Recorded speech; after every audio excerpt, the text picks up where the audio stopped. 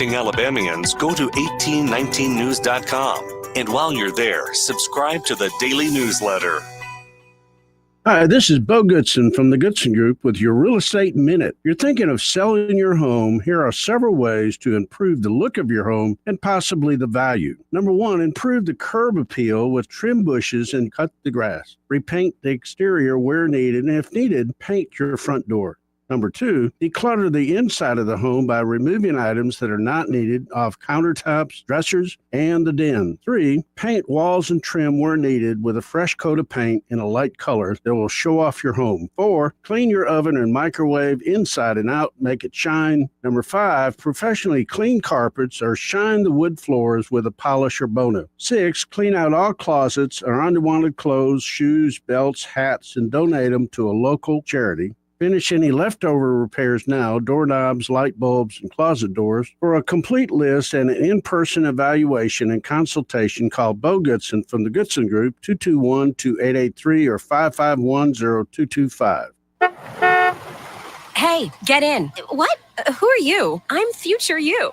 Constipation with belly pain still coming back? Yeah. Mia, our doctor figured it out. She said it's irritable bowel syndrome with constipation, or IBS-C, and Linzess could help you get ahead of it.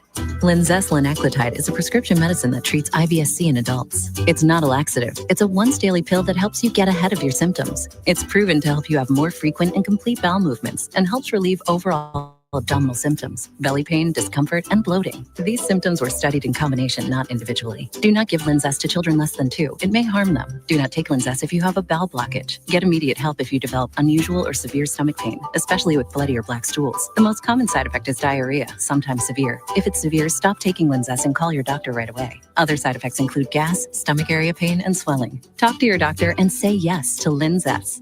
Learn more at linzess.com or call 1-800-LINZESS. The views and opinions of the following program are solely those of the host and other contributors. These do not necessarily represent those of Liberty Acquisitions 825, Blue Water Broadcasting, its management, staff, or any advertisers.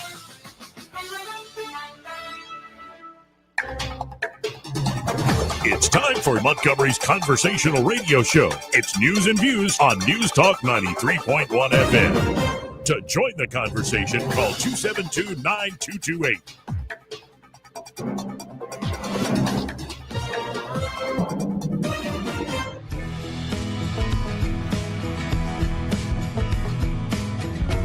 Trump country, we live in the southeast. We drink street tea. We don't drink socialist Kool-Aid. If you're going to cough, please leave the room. You are a rude, terrible person. It's not just about sex. Joey Clark.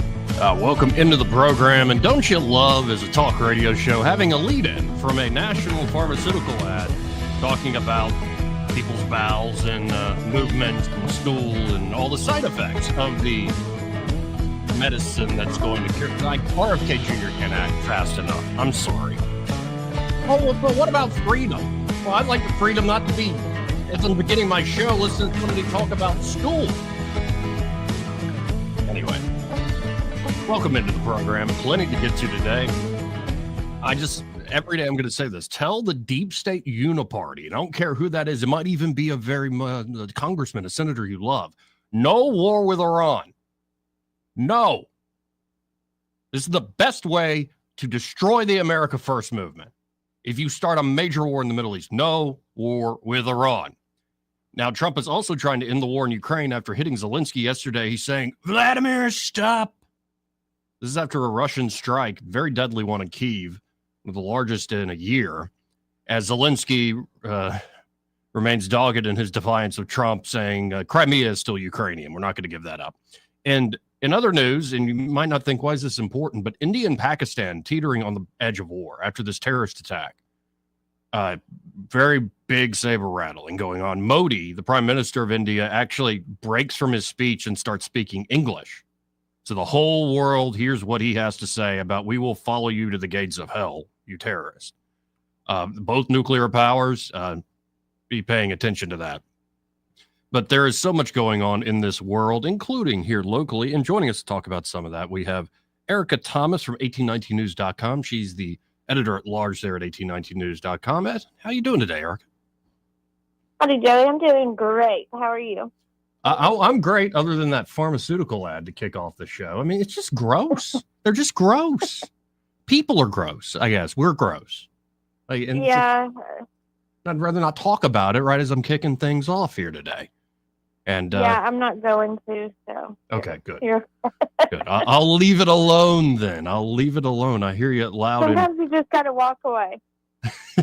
Yeah. I'm learning that's a very valuable skill. Sometimes you just got to get out of there. So, Nod and wave. You've been covering a lot of different stories.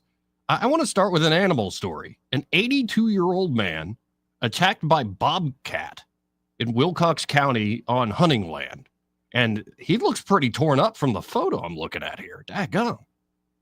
Yeah, it almost looks like a Halloween mask when you first look at it, because the blood streams down his face, and it's like perfect, like on each side they match. But the reason for that is this bobcat, while he was hunting, shocked him, scared him, came up from behind him and just plowed him.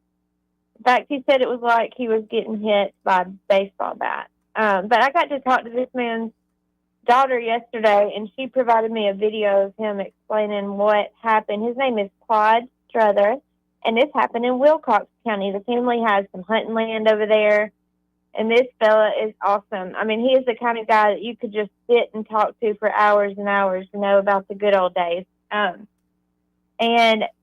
being 82, he's taken a lot of turkeys in his day. They said about 247 kills, and you know why they know how many he's had? Why? He jots down every hunt in a journal, and always has since 1975. Woo! And it's not just, this is how many I killed today. It is details about where he went, when he went, the trip, even fishing trips he has in there, just in great detail. He's an amazing writer, so it's really fun to read what all he says. And I've enjoyed it. I've enjoyed doing this story. I've enjoyed watching the video. When you see him, he's just, so matter of fact about it. And I think the last story in the Senate kind of sums it up. So y'all will have to go to 1819news.com to read what that last sentence says that will really impact your day, the rest of your day. It'll inspire you, and it's an incredible story. And I'm getting a message from one of my sponsor, Josh, and he says, I know the guy. I've hunted with him. My name is in his journals. So small. Wow. Well, yeah, because they said that even sometimes he won't hunt himself, but his friends and family want him to go because he's such an amazing turkey caller. He just has that gobble down. And so it's a good story. It's a great video. I feel like a lot of people from Alabama, you're going to connect with this man because he feels like somebody you're related to. He feels very relatable. Like maybe you have an uncle like that, or your grandfather. There's just going to be somebody in your life that he reminds you of, and it's just a sweet story. And his lovely daughter has been just very helpful getting the information for this story together for me. Now, another story you wrote up, just an odd thing: an urn washes ashore in Gulf Shores, and they're still looking for the loved ones this belongs to? Yeah, this is a strange one, and people might have heard it on the news already. I mean, because the Gulf Shores Police Department came out yesterday, and they were like, hey, we need help. So this story definitely needs to be spread as much as possible. Somebody is going to recognize this urn, hopefully. So the urn actually still has the ashes in it. It appears that somebody may have just, tried to bury their loved one at sea, but they didn't want to. They weren't ready. So they came back. They washed ashore on April 17th. There's no name engraved on the urn. There's nothing on there to tell who it is. So they're asking you to call the police department if you recognize this urn. And it's gray, and it looks like it's got like a bronze rose on the front. Yeah, a little engraving there. Huh. Well, just it's strange, like it wouldn't have any markings of who it is. Usually you would have something like that. You know, being from Sweet Home, Alabama, we're not the cremation type usually, so I don't really know how that works. Obviously, they've opened it because they know there's ashes in it. So I guess they just didn't have anything like that, no identifiers. And now another story that you've written up, and this is an interesting headline because it seems to put certain folks at odds. On first blush, folks go, huh? But True the Vote to face off with Trump attorneys in Georgia voter challenge case unless the Department of Justice acts on this. And so it's the 11th Circuit Court of Appeals will soon hear a civil rights voting case for Fair Fight Incorporated against Catherine Engelbrecht, founder of True the Vote. So, I mean, what is the case here? What's the controversy? And I think it's important to remind people about True the Vote, really. Catherine Engelbrecht was a founder of True the Vote, and another leader of True the Vote is somebody that's from Montgomery that some people really might recognize, and that's Greg Phillips.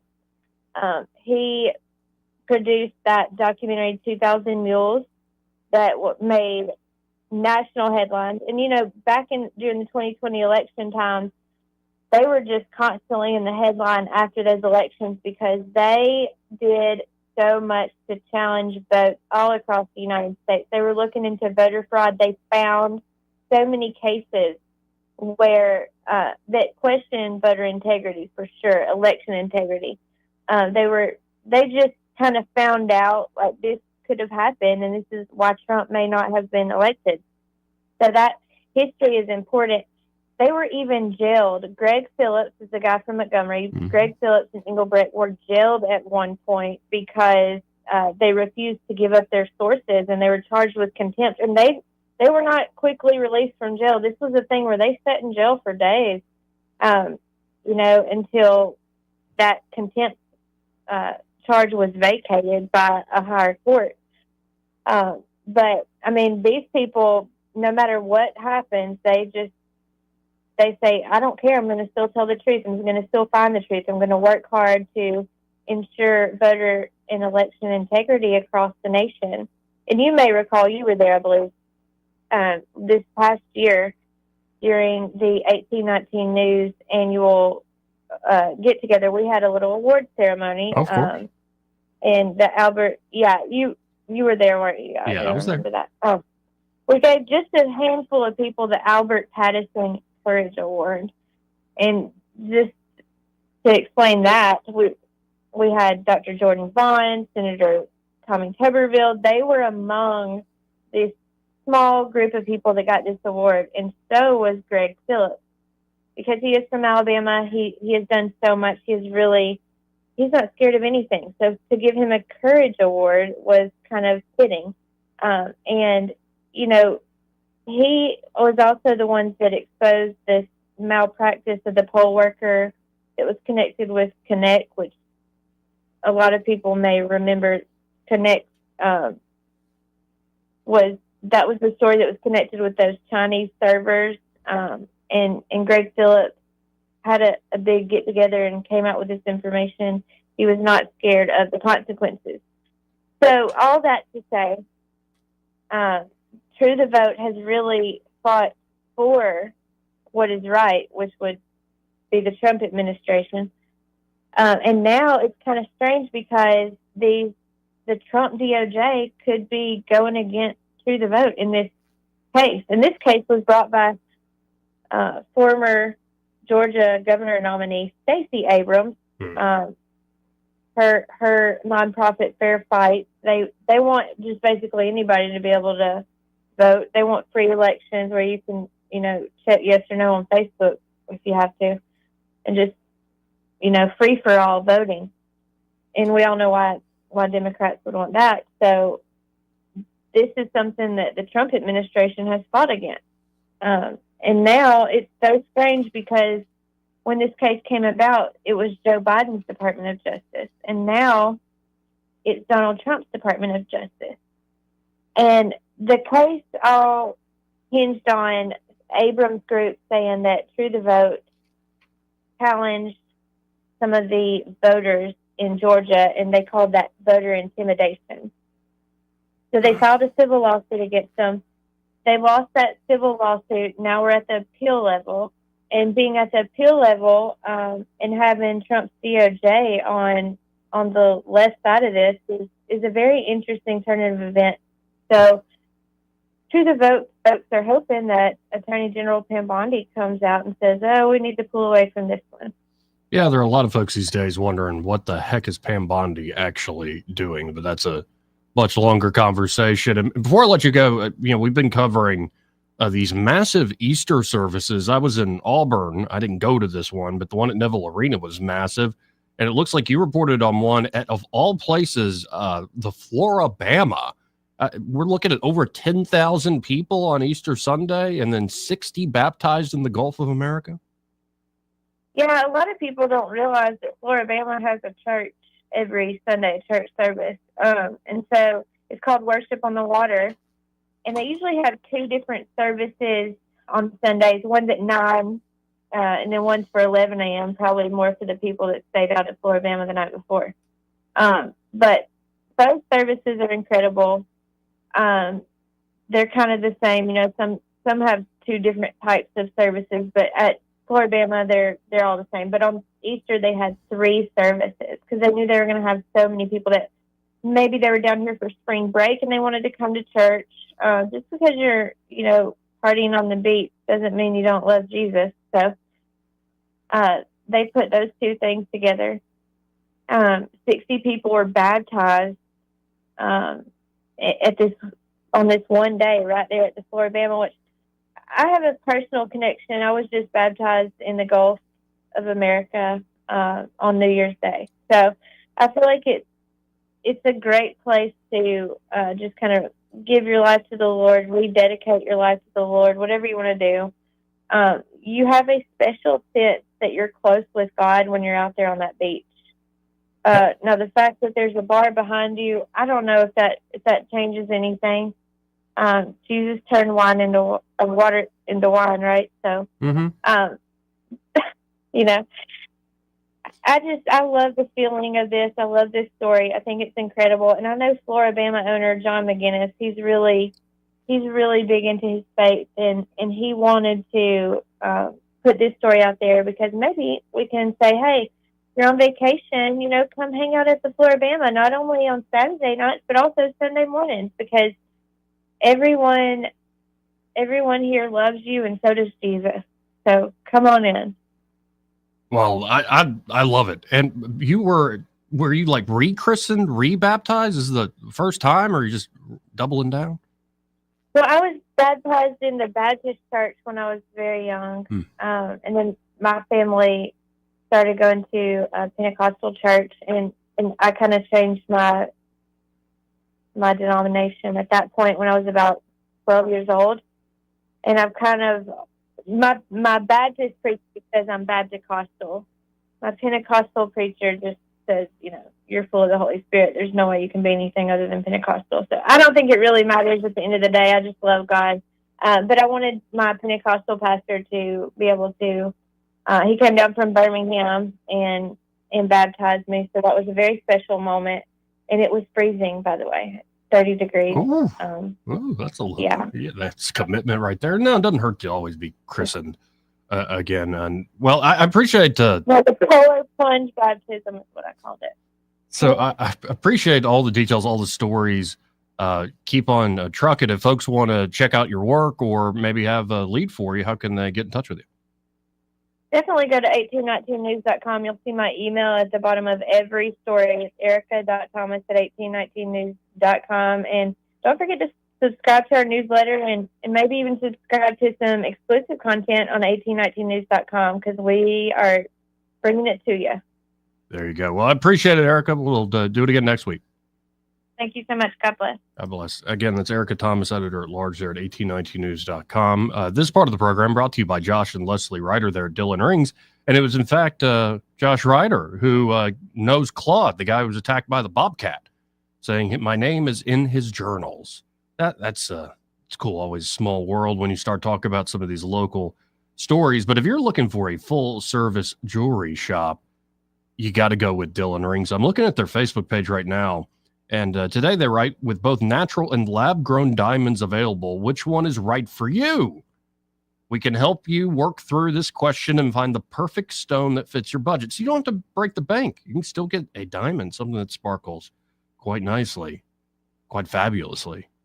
And these are some facts about both types of stones. If you want to look at the fact sheets they have up on Facebook, just go to Dillon Rings. It's DYLAN Rings on the Book of Faces. And or you can just stop by 119 Brown Springs Road. They can walk you through there in person.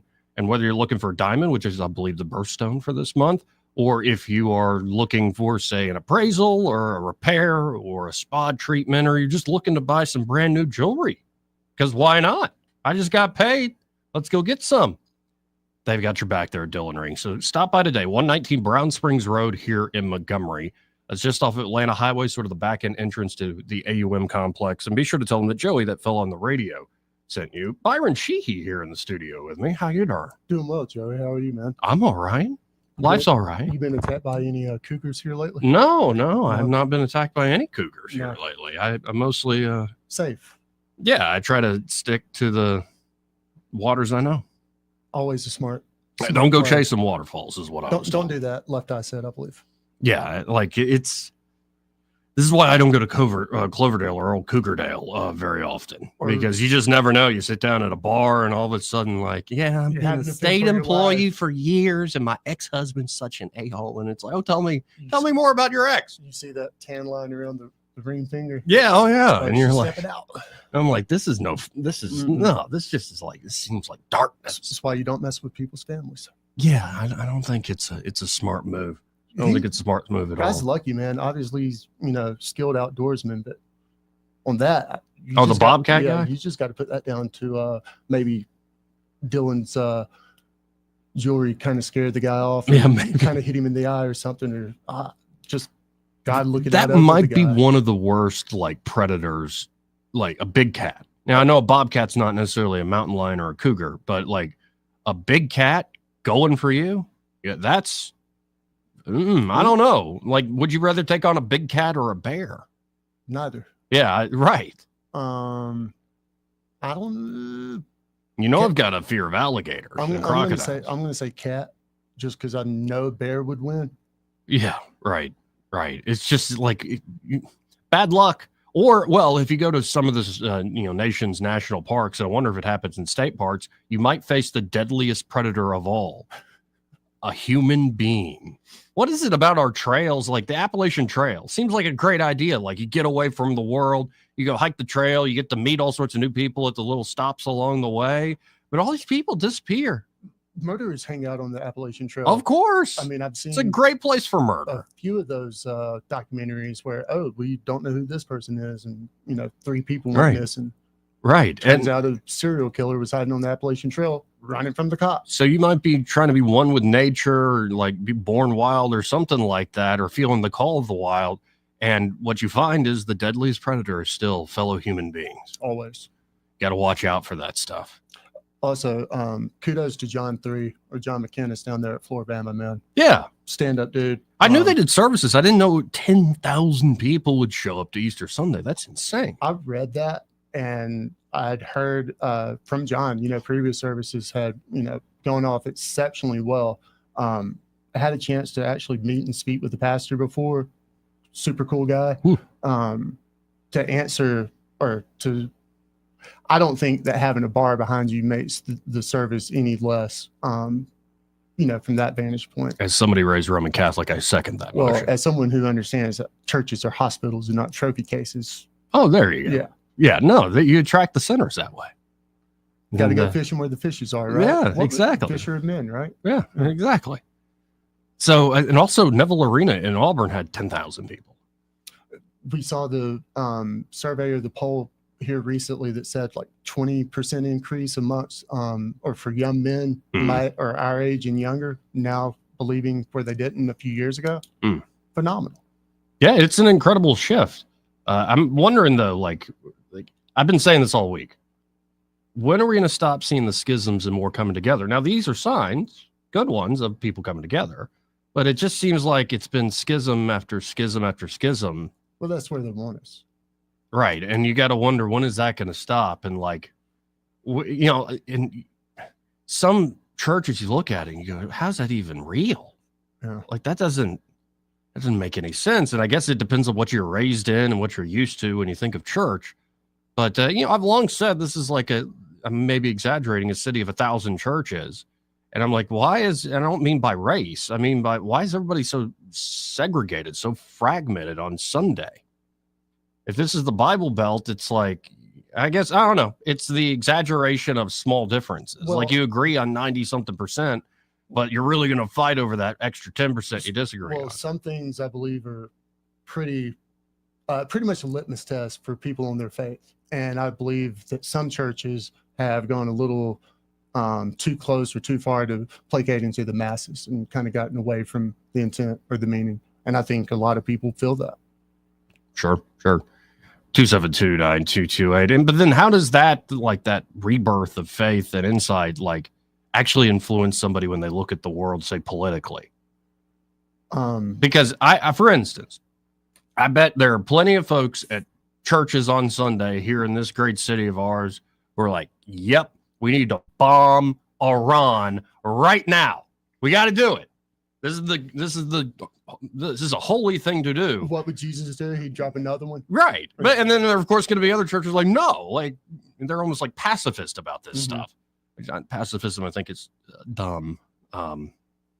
Yeah, just in a fundamental sense, you should be willing to defend yourself and those you love. You got to stand up for something. Like, I guess you could just take it all on and be a sacrificial lamb, but in practical life, I mean, if everybody did that, I don't think it would work out at too some well. point, I mean, if you want to play this game, are you going to stand up for your family? Right. I mean, at some point. Well, and that's what's so fascinating is the Christian label has become a political football now. And maybe that's a good thing. Maybe once you get through the other side of it, you bring more people together and you have a better understanding. It's a little more universal. But you see this all the time with the immigration fights. Like, who's the real Christian? The one that wants to secure borders, protect citizens, and actually have a nation of laws, or the person that's like, no, let them all in. Oh, yeah. Well, let them all in. You know, that Garcia guy, he was just like Jesus. You'll hear that from some folks. I don't know if we're talking apples and apples here, you know, politics and religion, but it's being injected into our politics in an interesting way. I'm not even judging it. I'm more just watching this game go on. Well, that's unfortunate that it is a game and it's used as a tool. Yeah, and it's like, well, who's the true Bill? Who's actually got the message down? You know, if you watch somebody long enough, I believe that you'll see who they are. Yeah, don't listen to them, watch them. Oh yeah, no, you can watch over time, but again, maybe this is sort of growth pangs of something better. That now that people are freer to communicate, you're not as segregated as you are, say, on a Sunday, and all the different denominations, and yes, racial segregation, all that stuff around here. You actually can engage with folks, and younger folks in particular are able to engage and get all sorts of different perspectives. One thing, as I've been thinking this through this week, that might happen is you come to new understandings, where the more these folks clash heads and engage, the old divisions sort of start to dissolve. You're like, actually, that's a really good point you got, and that's a really good point you have, and then we got PB and J together. Oh, now. you mean that's like peanut butter jelly if time? We actually have a conversation and we're civil and we listen to other people's vantage points or their opinions, that we might come to a better place. I typically agree with that. And then you'll get annoying people like me that's always a little coy about it and remains unaffiliated. Uniparty. 272-9228. We got a few calls rolling in here, so let's hit a quick break. We'll come right back to these folks again at 272-9228. He may not know whether he's coming or going, but whether you're going to work or coming home, Greg Budell is there. Mornings 6 till 9 and afternoons 3 till 6. Only on News Talk 93.1 FM WACV. Hi there, I'm Kim Williams with Alabama Home Mortgage. For years, I've been asking you to call me at Alabama Home Mortgage because there is a difference in mortgage companies. When you call Alabama Home Mortgage, from the moment we pick up the phone, you will hear the difference. We are passionate about what we do. To us, you're not just another applicant. When you call on us, you are trusting that we have your best interest at heart, and we do. We treat our customers like family, and that's why our customers turn into family, coming back to us time and time again. We know you have many options when it comes to mortgage financing. and we appreciate the opportunity to earn your business. We are excited to hear from you. Give Alabama Home Mortgage a call at 567-4223. That's 567-4223. Or visit us online at myalabamahomemortgage.com to complete an application on your time. Our passion is just one difference that sets us apart from the rest. It's not just a slogan. Call Alabama Home Mortgage because, folks, there is a difference in mortgage companies. NMLS 1586 368, Equal Housing Lender. This is your roving reporter, and today I am talking with an elk. Hey man, Mr. Elk, I was just wondering, what do elk do to take care of their money? Well, like most smart folks, we call David Ernest. You mean Alabama's most favorite asset preservationist? That's him, man. We call him up at 334-279-7431 or 205-479-0839. I see. Yes, he is our preferred money man. The money man with the money plan. You've been paying attention. Well, could you give us those numbers one more time? 334-279-7431 or 205-479-0839. And I just want to try to give you a heads up, man. Oh, what's that? I'm not an elk. Not an elk, huh? Well, then, pray tell, what are you? Knights of Columbus. I am not even going to make a comment. Well, the baby liked it. For too long, Alabama's statewide news companies have shamed us for our conservative Christian values. Alabama deserves a news company that cherishes our culture, a company that isn't bought and paid for by the powers that be. 1819 News is that company. Run by Alabamians for Alabamians, 1819 News celebrates what is good and beautiful about our state, while exposing those who work against our values in secret. Just go to 1819news.com to learn more. Subscribe to our newsletter. That's 1819news.com. Rich Thomas Weather is brought to you by MPM Feed and Seed. It's time to get those gardens ready. From seeds to plants to fertilizer, MPM has what you need. Shop MPM Feed and Seed in Prattville, 1313 Highway 31 North. Open Monday through Friday, 8 to 5, Saturdays, 8 to 1. Rich Thomas Weather. Still April, but feeling more and more like summertime, right? Today's high temperature up to about 87, a sun and cloud mix, and more spotty afternoon and evening showers and storms around. But the rain chances are not great. Good luck. Tonight's low in the 60s, probably low to mid 60s. I've got us up to about 88 to 90 on Friday, Saturday, with maybe some isolated storms, but not many. Then mostly sunny, near 90 on Sunday. From the Blue Water Weather Center, this is Rich Thomas. Budget Floors and More is your low price leader for everything you need for flooring and DIY flooring installation supplies. For the best prices on luxury vinyl plank, carpet, ceramic tile, flooring installation supplies, and more, shop Budget Floors and More, Hunter Lane across from Delray to Publix. News and talk without the static. The River Region's most trusted voice. News Talk 93.1 FM WACV.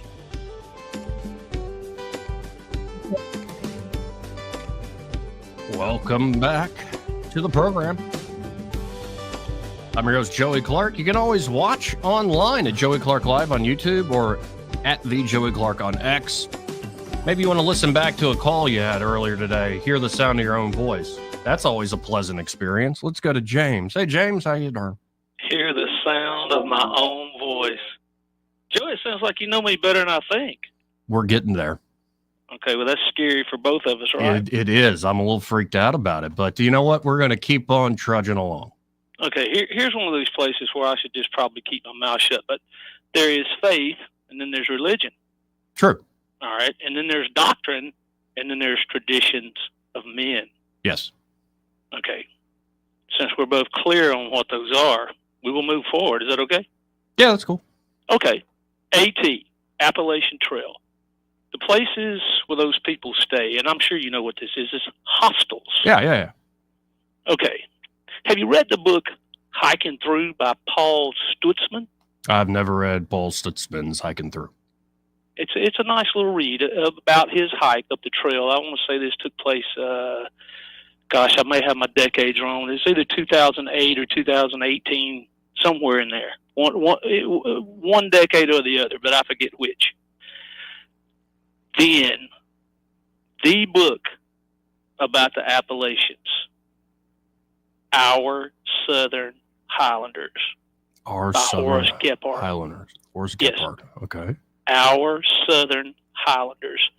It was written at the turn of the century, not this past one, the prior turn, early 1900s. I want to say 1903, and then it was rewritten, or he edited it and put some new material in, and I want to say that was put out around 1913.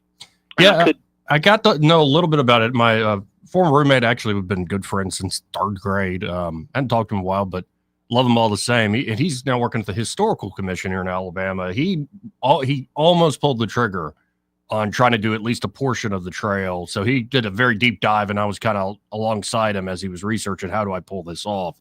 And it could be an amazing experience. It really could be.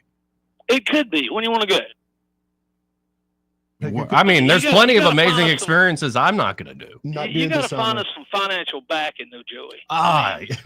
You don't need that. You follow me? Wait. Byron's saying we don't need the financial backing. What are you talking about, Well, they Byron? drop those like little packages off to people along the way, the trail angels or whatever. No, they'll take care of you. The trail angels will take care of you? I'm not They're sure not I going to want pay your bills at home, but they'll take care of you on the Starting to sound like a Tarantino flick. Okay. I'm not sure I want to depend on trail angels, although they are good. Well, take a pocket knife and a little gunpowder and a little sidearm and hunt for yourself then. I recommend hiking through, and you can see how Mr. Stutzman worked those things out. Very cool. You guys have a nice day. Thank you, Jack. You too, bro. And let's go to Mac. Hey, Mac, how are you?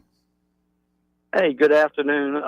Speaking of churches, can I take just a quick moment and tell you about our church up at Lake Martin? Absolutely.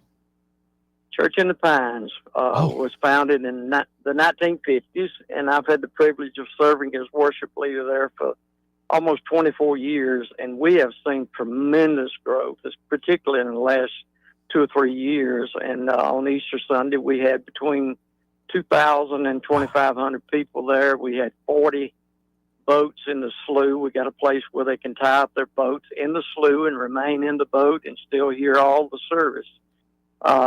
We're non-denominational. We don't support any specific doctrine. We have a different speaker every Sunday, different special singer every Sunday from all denominations. And I just wanted to tell you how tremendously it's grown.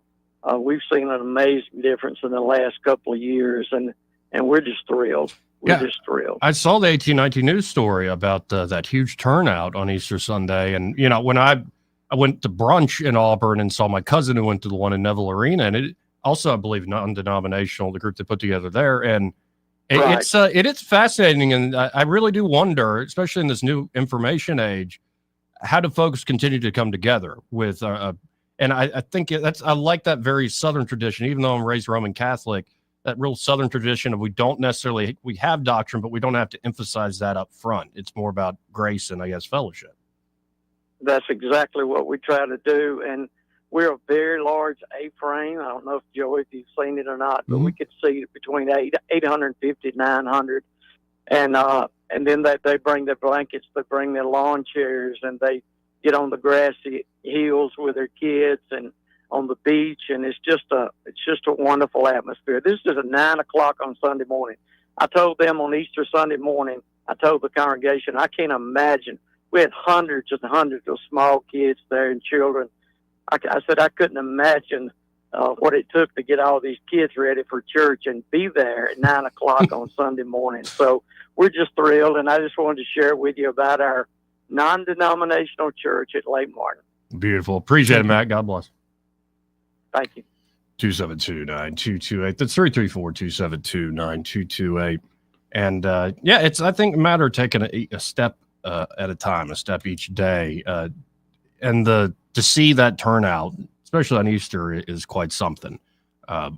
The more political aspect to all this, it seems that's what a lot of the most recent schisms have kind of been about. It's been about hot button political issues. Yeah. And you got to wonder, when do we get over that and start coming back together? And the way I view it is political ideologies are almost substrates of the larger Christian worldview.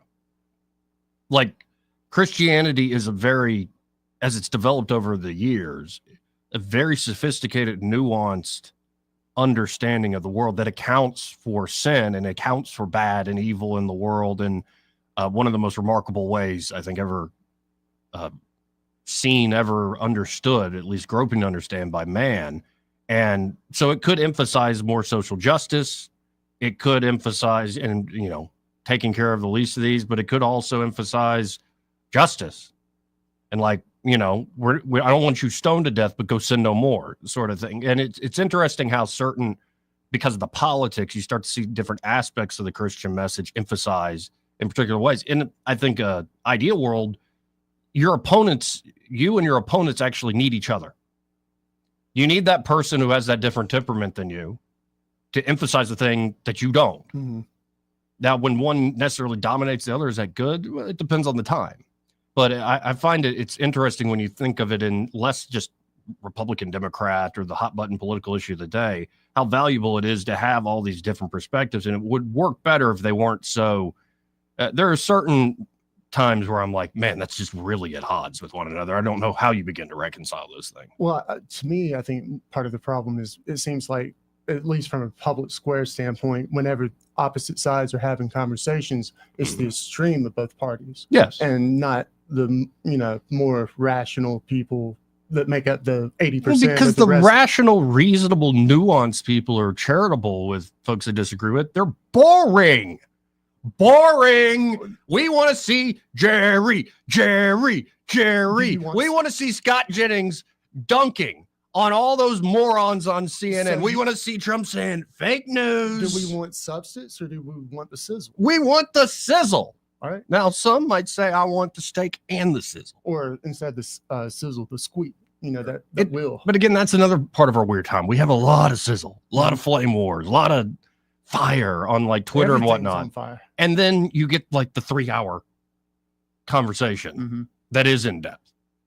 And often the Twitter breakdown of the 3-hour conversation. I'm like, I watched 3-hour conversation. What the heck is this? Yeah, I didn't feel that. Yeah. So they're always talking to different audiences. They're always, marketing and packaging things in different ways. So, yeah. But controversy is really what sells. Controversy and conflict. Yep. And I think we do it to our own detriment at times. We know this in campaigns.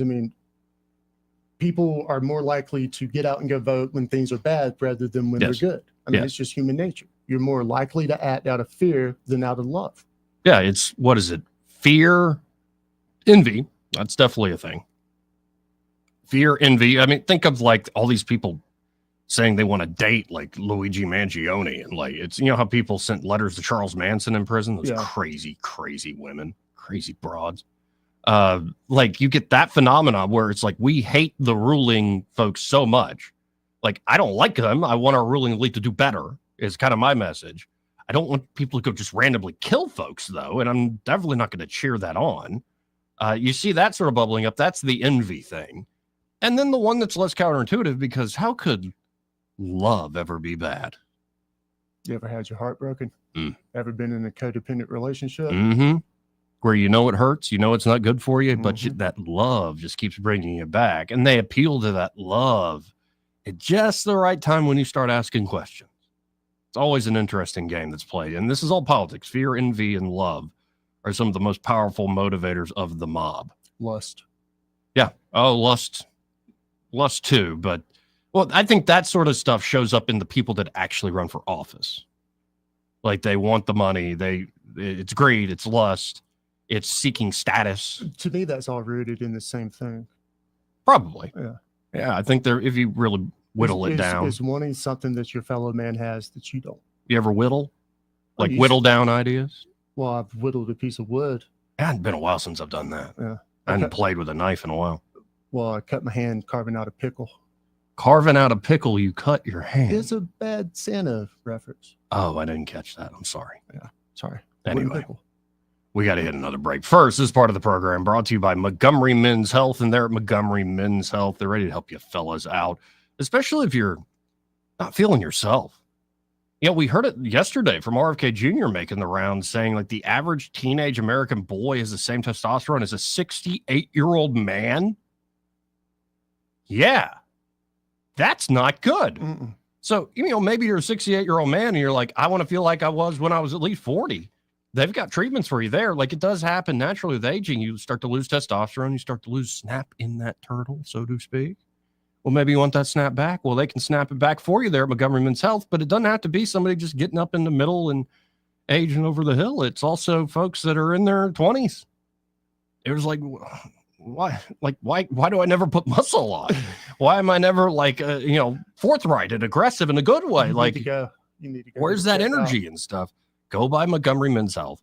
Before you ever look at any of the national brands and whatnot, go by Montgomery Men's Health. Let them do a lab workup and a consultation for only $99. And they can get you treatments that day that make you feel better. If in fact you do have low T. After these low T treatments, men can experience higher energy, better gains in the gym. Brother. That's right, brother. Better mental clarity, improved sleep patterns, a faster metabolism, and you usually even notice an increased libido. Be a snapping turtle, not a box turtle. Snap it back, baby. Snap it back. And you can actually book the same day that you call. That number 440-3663. That's 440-3663. Or go to MontgomeryMen'sHealth.com to book your appointment today. Want to carry News Talk in your pocket? Download the News Talk 93.1 app from the App Store. Available on iPhone and Android. Never miss a moment. Download now.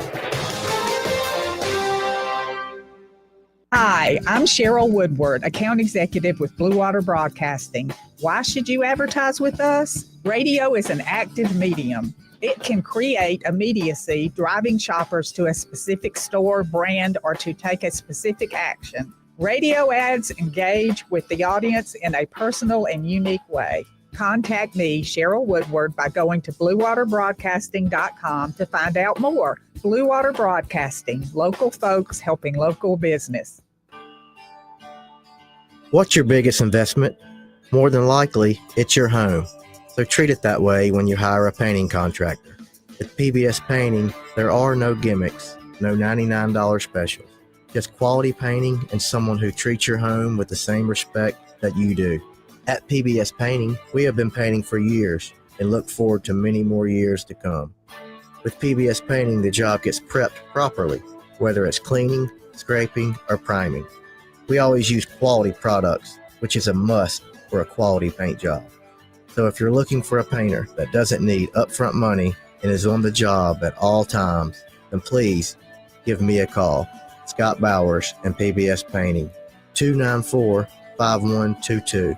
That's PBS Painting, 294-5122. Look at some of our work on Facebook at PBS Painting Montgomery. At Guardian Credit Union, if it's important to you, it's important to us. We don't do banking differently. We do relationships differently. Want to secure a HELOC for home projects? So do we. Want to build your credit? So do we. Want to plan your next vacation? So do we. We're here to help with whatever's next, because whatever you want in life, so do we. Stop by any of our branches and let's plan your next step together. Guardian Credit Union, where you belong. Federally insured by NCUA. Equal housing opportunity. NMLS 912757. The River Region's first and only News Talk station on FM. Live, local talk. News Talk 93.1 FM WACV.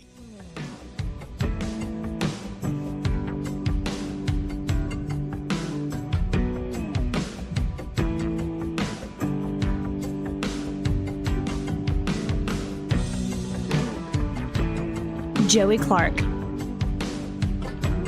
Welcome back. I'm looking at an Elon Musk post from an hour ago. Big old fat guy in a Hawaiian shirt riding behind the wheel of a full self-driving Tesla. What's Eddie doing? Yeah, I was first like, no, Eddie ain't that fat. I don't want to be rude about it. But, I mean, he's a good old boy. Look at little preggers there sitting. But the whole thing's driving itself over to Planet Fitness of all places. Wow. Might have to make a couple of stops before then. Yeah, and they did a voice command saying, take me somewhere I've never been, and it takes them to Planet Fitness. Did it say get off of me, please? If your car starts fat shaming you, that's beautiful. Yeah. Beautiful. I don't guess too many people are going to be asking their smart rides to roast their weight, like some of these people have been asking them to roast photos on Facebook, huh? No,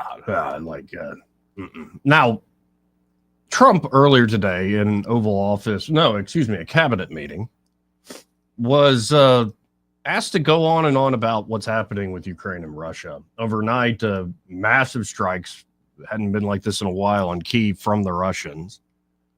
Trump coming out and telling Vladimir Putin, Vladimir, stop, was the main thrust of it. Trump also said, I am not happy with the Russian strikes on Kyiv. I'm not happy. Not necessary and very bad timing. Vladimir, stop. 5,000 soldiers a week are dying. Let's get the peace deal done. He looks tired, man. Trump here in this clip. Yeah, here, let's listen in together. On Russia, do you still believe that Putin is serious about peace given the events overnight in Ukraine? And if that bombing doesn't end, are you considering new sanctions on Russia? So we are thinking that very strongly that they both want peace, but they have to get to the table. We're waiting a long time. They have to get them to the table. And I think we're going to get peace. We want to save 5,000 young people. I used to say 2,500. I now say 5,000. We have, Mr. Prime Minister, we have about 5,000 young people a week that are dying in that ridiculous war. And, I started out because I didn't like all the money that we were paying. And then I realized how many people were dying. And that's by far the more important element right now. I'm saying we can save thousands of people. I don't like that it takes long at all. But I think they both want to make peace. I do believe so. There's a lot of hatred there. There's a lot of very bad blood, a lot of distrust. But I think I hope we're going to get there for the sake of a lot of young people that are dying. It's a good sentiment, but we'll see. Like if both the Russians and the Ukrainians don't seem to want to play ball. Did you see the report where apparently someone linked China to like overwhelmingly funding a lot of the efforts? Of course they are. I don't understand at this point how we can. I know we have to, but I don't understand how he can play as down the middle nice with Putin at this point. Well, it might be he just walks away completely. Yo, go ahead. You don't want to fight, go ahead. I think the EU's got to pony up more on the NATO side before we can do that. Well, they already are, and the EU in particular, Germany is. That takes time. It does. It does. Yeah, we'll see. We'll see, and it's also the continuing conversations over Iran's nuclear program. John Fetterman coming out today saying, "Just waste that crap." Saying there's no reason to even try to talk to these folks. And I guess to be a moderate in this country, whether you're a Democrat or Republican, to be a practical politician means you're part of that bombs away club. Just bomb, bomb, bomb Iran. The argument would be a lot more compelling if you hadn't been making this argument for 20 years. And just you can take Iran out and insert a lot of other countries, right? And the theory still But holds. Iran's been right on the brink of a nuke for I think they got 20 years. Yeah, I think they have it. I think they have enough to make.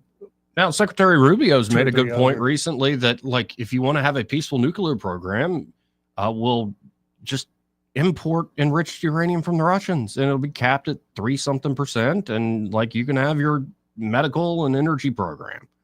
But the Iranians, I believe, are the only ones that have a full enrichment program who apparently don't have a weapons program, they claim. I swear I've read a report that said they've enriched enough to have 3. Oh, yeah. I mean, there's a lot of information out there. I don't know. We'll see. The U.S. intelligence assessment is always all over the map. But before I hit the top of our break, you were talking about how this is all just kind of crazy to you. India and Pakistan teeter on the edge of war. On April 22nd, gunmen opened fire on a group of tourists in Pahalgam, Kashmir. 26 were killed. The group Kashmir Resistance claimed responsibility, saying the attack was in protest of demographic changes in the region. India blames cross-border terrorism. Pakistan denies involvement, though a Pakistani official called them freedom fighters earlier today. Within hours, India began closing doors. All Pakistani nationals were ordered to leave. Visas revoked. Borders shut. Pakistani defense staff expelled. Diplomatic channels slashed. Then came the suspension of the Indus Water Treaty, a rare piece of diplomatic architecture that has survived wars and decades of hostility. But the silence from India's military has been more ominous than its diplomatic moves.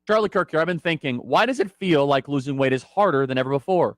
Mixed messages, fad diets, and quick fix solutions. Many people are left stuck and exhausted trying to fight a battle they can't seem to win. If you feel this way, you're not alone. I used to feel that way too. But let me tell you, it's not your fault. Your body is working against you, and delaying action only makes it harder. I took a step 2 years ago and called PhD Weight Loss and Nutrition and lost 40 pounds. I feel great and have kept it off. If you are ready to make a change for life, call 855-696-2020. That is 855-696-2020 to schedule your weight loss consultation. The first 11 callers who mention healthy will get 2 free weeks added to their weight loss package.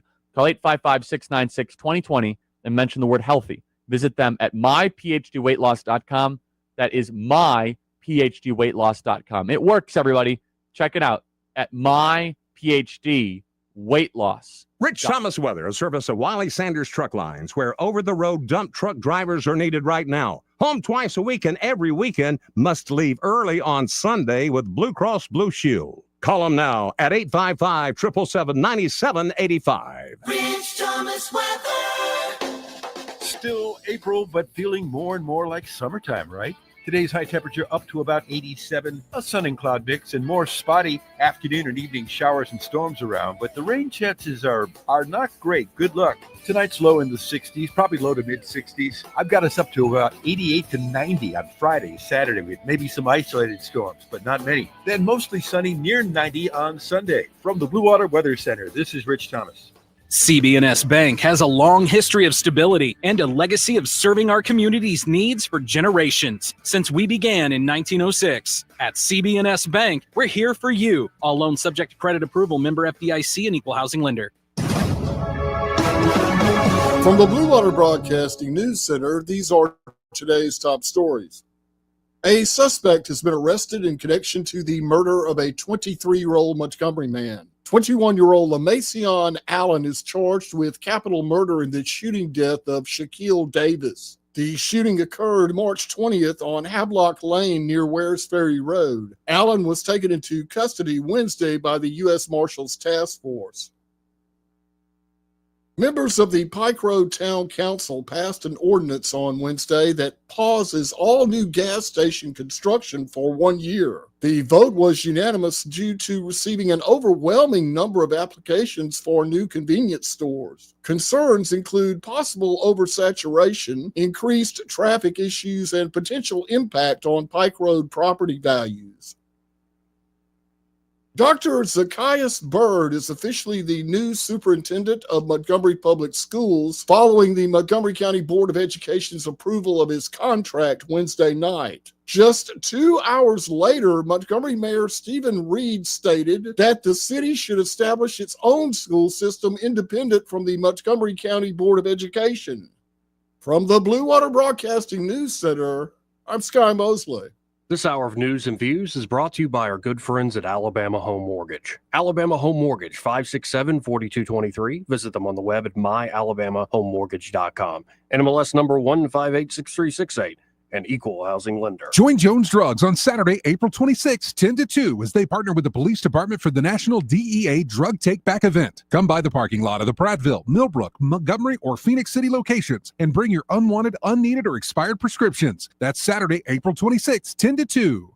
Is your car looking tired, weary, and in desperate need of a makeover? Mr. Ben's Auto Spa on the Atlanta Highway has added a professional detail shop. Specialized techniques and products are used to get your vehicle back to showroom style. Hand washing, waxing, stain removal, odor removal, minor scratch removal, shampooing, and more. This is precision detailing perfected. Mr. Ben's Auto Spa, next to Fraser Church on the Atlanta Highway. Because your car deserves the royal treatment. Come by for a free estimate. Look like you've been to Mr. Ben's.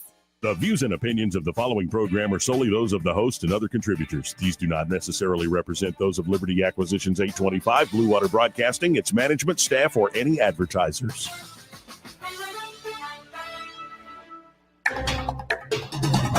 It's time for Montgomery's conversational radio show. It's News and Views on News Talk 93.1 FM. To join the conversation, call 272-9228.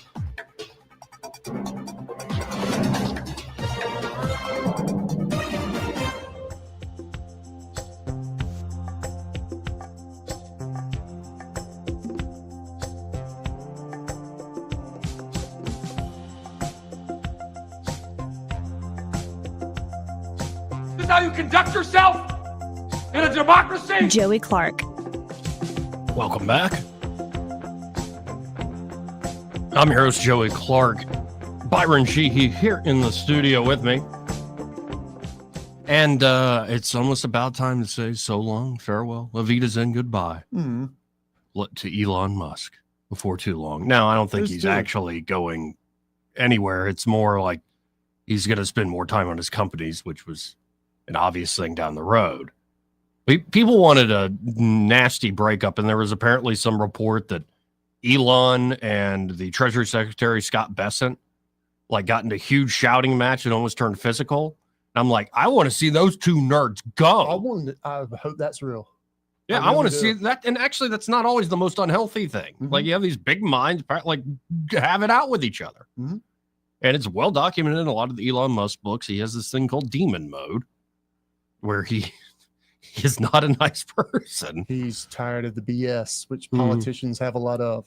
And I'd imagine Bessent's, he's very measured when he's speaking publicly, but he's no fool. And having those two quantitatives just like button heads had to be a scene. If true, there's a lot of stuff coming out about the White House. I don't know. That seems like a useful fable you're telling there.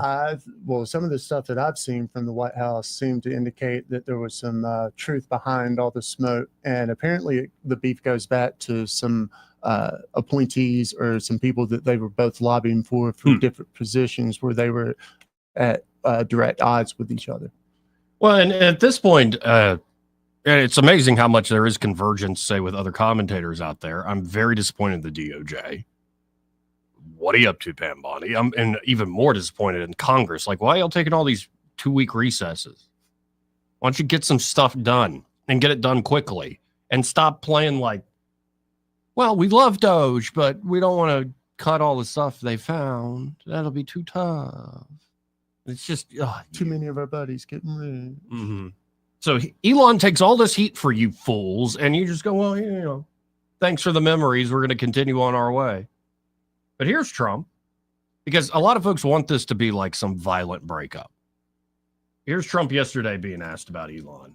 I don't think it's going to be some violent breakup, but you can judge. He'll be stepping back from his work with Doge a little bit, and only dedicating maybe a day or two a week to it. How long would you like to see that continue, and how involved would you like to see him continue to be after? Well, first of all, I can't speak more highly about any individual. He's an incredible guy. He's a brilliant guy. He's a wonderful person. I've seen him with his family. I've seen him with a lot of his children. He's got a lot of children. He treats them good. He loves his children. But he's a brilliant guy. And he was a tremendous help, both in the campaign and in what he's done with Doge. And, we're talking about almost $200 billion and rising fast, because many of the things that we were looking at are now being found out to be fact.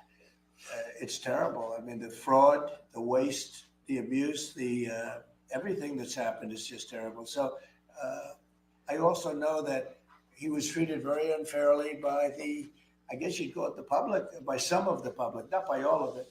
He makes an incredible car, makes everything he does is good. But they took it out on Tesla. And I just thought it was so unfair because he's trying to help the country. But he has helped the country. I also want him to make sure that he's going to be in great shape. And I know he is. I mean, he's going to do great. He loves the country. He didn't need to do this. He did it. And I told him, I said, whenever you're ready, I'd like to keep him for a long time, but whenever you're ready, he's an exceptional guy. When you see those rockets go up and come back and land in the same gantry, nobody else can do that but this man. So he's just an incredible person, and he's a friend of mine, and he's a nice person too. He's a very nice person. He really helped the country, saved us a lot of money. And I heard him say that he'll start easing, he was always at this time going to ease out. And when he goes back to Tesla, that'll be taken care of. It's artificial. These were sick people that thought they were doing something. He's a great patriot, and it shouldn't be the way, that should never have happened to him. And I will tell you right now, he makes a great product. He makes a great product. It's a great car. It's great everything. Starlink is great. what he does is good. He's doing medical things that are amazing. And we have to, at some point, let him go and do that. And we expect him to be doing it about this time. But I'll talk to Elon about it. Thank you for the question. Yeah, that doesn't sound like an ugly breakup. Didn't we learn when the rumor that they were breaking up last month that he was actually scheduled to leave this month? Like, is this even really news, dude? No, it's people trying to make more of it. And no, the news was Musk himself said, yeah, I mean, I need to focus on Tesla. I need to focus on this, that, or the other. I'm still going to spend time on Doge, but it won't be a whole week. It'll be a couple days at most. Yeah, I mean, I was under the impression that he could only serve so long as a special government employee. Now, the other guy that apparently Musk got into a shouting match with, Treasury Secretary Bessent, I'm finding agreement with a lot of folks online that he is the person to listen to for the true signal.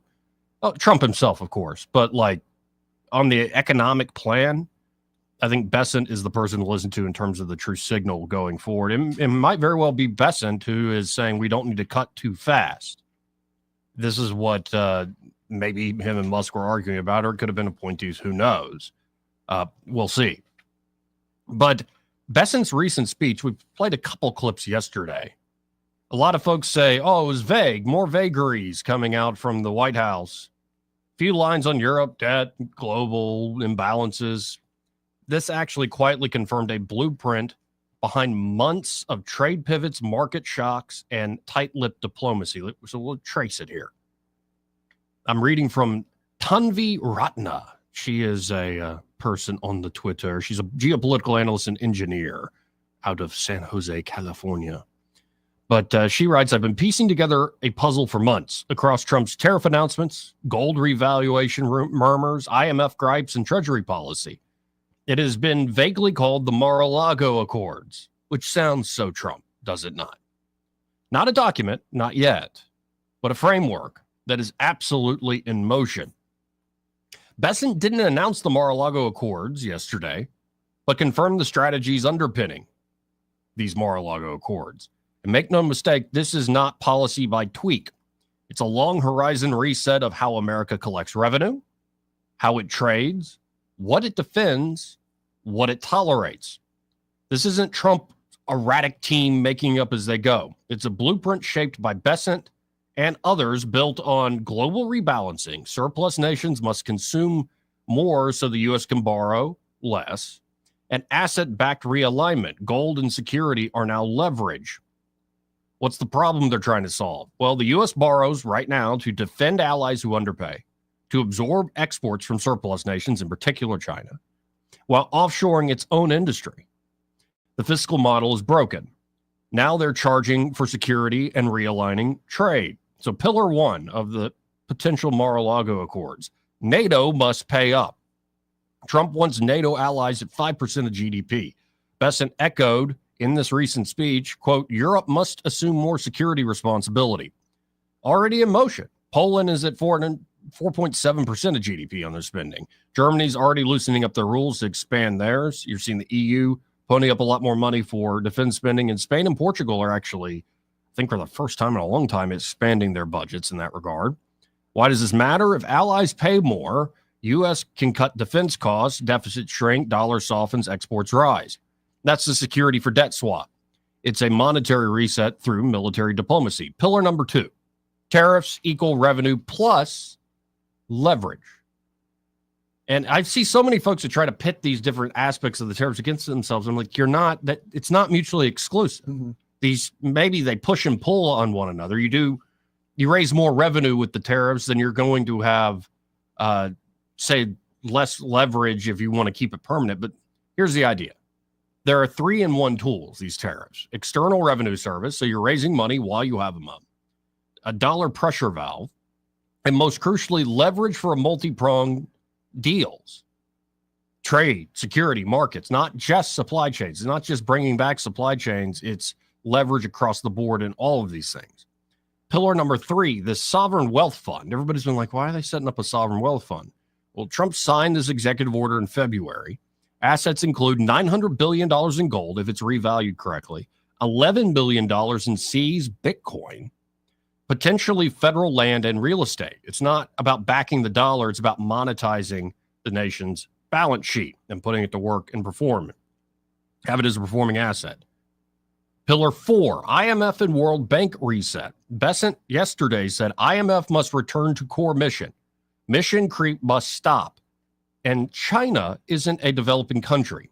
This isn't aid reform, it's strategic realignment, using institutions to call out surplus hoarding and shift global power. And what he means by get back to your core mission is it shouldn't be the IMF's job to try to solve climate change.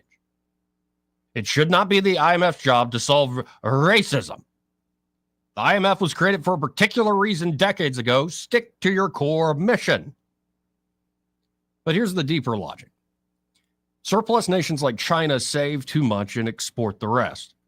America consumes, runs deficits, and absorbs the imbalance. The plan is to get China to stimulate at home, use the IMF to enforce global demand shifts, and free the U.S. from being consumer of last resort. Pillar number 5, dollar devaluation. The trade-weighted dollar has risen 200% in 40 years, crushing U.S. manufacturing. So now they're going to shift defense costs, reduce foreign-held treasuries, use long-dated bonds, softer dollar, stronger industry, and exports. So it's a slowly weld-together plan. But the summary would be this. Allies are being asked to pay more. The IMF is being retooled back to its core mission. U.S. assets are being monetized. Tariffs are a negotiating tool, not a tax policy. Dollar is being gradually reweighted. Note or question from the class. What's the difference between 2 and 5? Between 2 and 5? Pressure devalue versus the dollar value or valve? Yeah, the pressure valve is like letting off kind of that valuation, that imbalance of the valuation between, say, the foreign currencies. So you're not talking about the dropping of the interest rate. That is truly 5. Yeah. Okay. Yeah, that's a whole other thing. Okay. And it's interesting when you talk about like people are going, this is so crazy. Like their theories on trade are just so crazy, man. Well, how about we listen to Warren Buffett? God knows a thing or two. I mean, he's so crazy. Warren Buffett's so crazy, man. Well, actually, Warren Buffett, I think in the early 2000s had a proposal to rebalance trade. And he always thought, and he'll explain it in this clip here, that this idea that trade deficits don't matter was always foolish to him. But let's hear from the man himself. This is Warren Buffett not long ago on CNBC. It was in 2003, Joe. I wrote an article for Fortune actually about the trade deficit. I was worried about it getting too large then because, again, it was getting to be 3% or so of GDP. And it wasn't specific to China at all, but it was just a question of how wise it is to let the trade deficit grow larger and larger. Because when you run when you are in effect buying more from other countries than they're buying from you, you are handing them investment funds. I mean, it's the nature. You give them little pieces of paper and they can convert that into buying. They can buy government bonds. They can buy buildings here. And Japanese bought Pebble Beach in the 1980s when they were running a big surplus. I mean, so you are giving up claim checks on our country, essentially, in exchange for having more consumption now than you're producing in this country. And so I do think that there's levels of trade deficit that bother me. I had some system that did not make it country specific. But I think the world has gotten better and better, and there's no question that countries may try and take advantage in this or that. And we've actually been guilty of that sometimes in the past too. Mm-hmm. I don't think leaders in other countries, whether China or 100 other countries, are not smart enough to realize that it's in the interest to keep promoting trade. The more we trade over time, and we don't want it to be a question of where we import 20% of our GDP and we export nothing. Now we could all quit working, and we could hand little pieces of paper to the rest of the world, and they could keep sending us food, and they could send us autos, and they can send us all kinds of things. But eventually they have claims on all our wealth. So we do want to have policies where the overall trade deficit does not get out of hand in relation to GDP. And I've been arguing that for a long time. Well, it's always interesting. Again, he has, since 2003, been arguing this very publicly. And it's people that are very consistent over time, who aren't playing the political game, Warren Buffett has dipped his toe into the political game on taxes and a few other things, but he generally speaking is a pretty conservative guy. I don't mean that politically again. I mean that in terms of how he actually runs and operates things. And to have Warren Buffett come out on national TV and say, I don't see all this hype of some big trade war and the wheels are going to fall off. I just don't see it. Mm-hmm. Knowing what I know, knowing the players involved, people aren't stupid. And in fact, the strategy we just went over, and, maybe we're wrong. Maybe it is, fly by night. They're just making it up as they go along. That's not the pattern I'm seeing. It's not the pattern a lot of others are seeing. So I think down the road, if you can get this done in the next, say, month or two, it was a 90-day pause on April the 9th. So you can get it done in the next 3 months. You could really start to see a harvest, some fruits being born out here in the fourth quarter, if not at the beginning of next year, in the spring of next year. And that means you're primed going into political season with the midterms. Now, a lot of this does rely on the Congress stop taking a damn recess and get the job done. Get it done quick. I'm probably not the best person to bring in on this because I still think when I hear adverse conditions for the market, I'm hearing healthy recorrection. Yes. There's a fascinating thought experiment by Scott Adams, the Dilbert illustrator, hypnotist, all this thing. I didn't know. Yeah, sure. Okay. Yeah, he very early called Trump's win in 2016. He's always been kind of a left-wing liberal guy, lived in California. And he just realized very early watching Trump and some of those early debates in 2015 that, this guy's like the most master persuader I've ever seen. And whether he knows he's doing it explicitly or just a sort of a talent he's developed over, a talent stack he's developed over time, who cares? He's just that good at it. And a lot of people called Scott Adams crazy when he was calling it that early. He was right. And he's very good at reframing things. Like this is how you have to think of it. No, Adams is brilliant at saying, maybe, but hey, let's reframe this, take a different perspective on this. You might very well be able to see it through. What do we always hear? Markets want certainty. They want stability.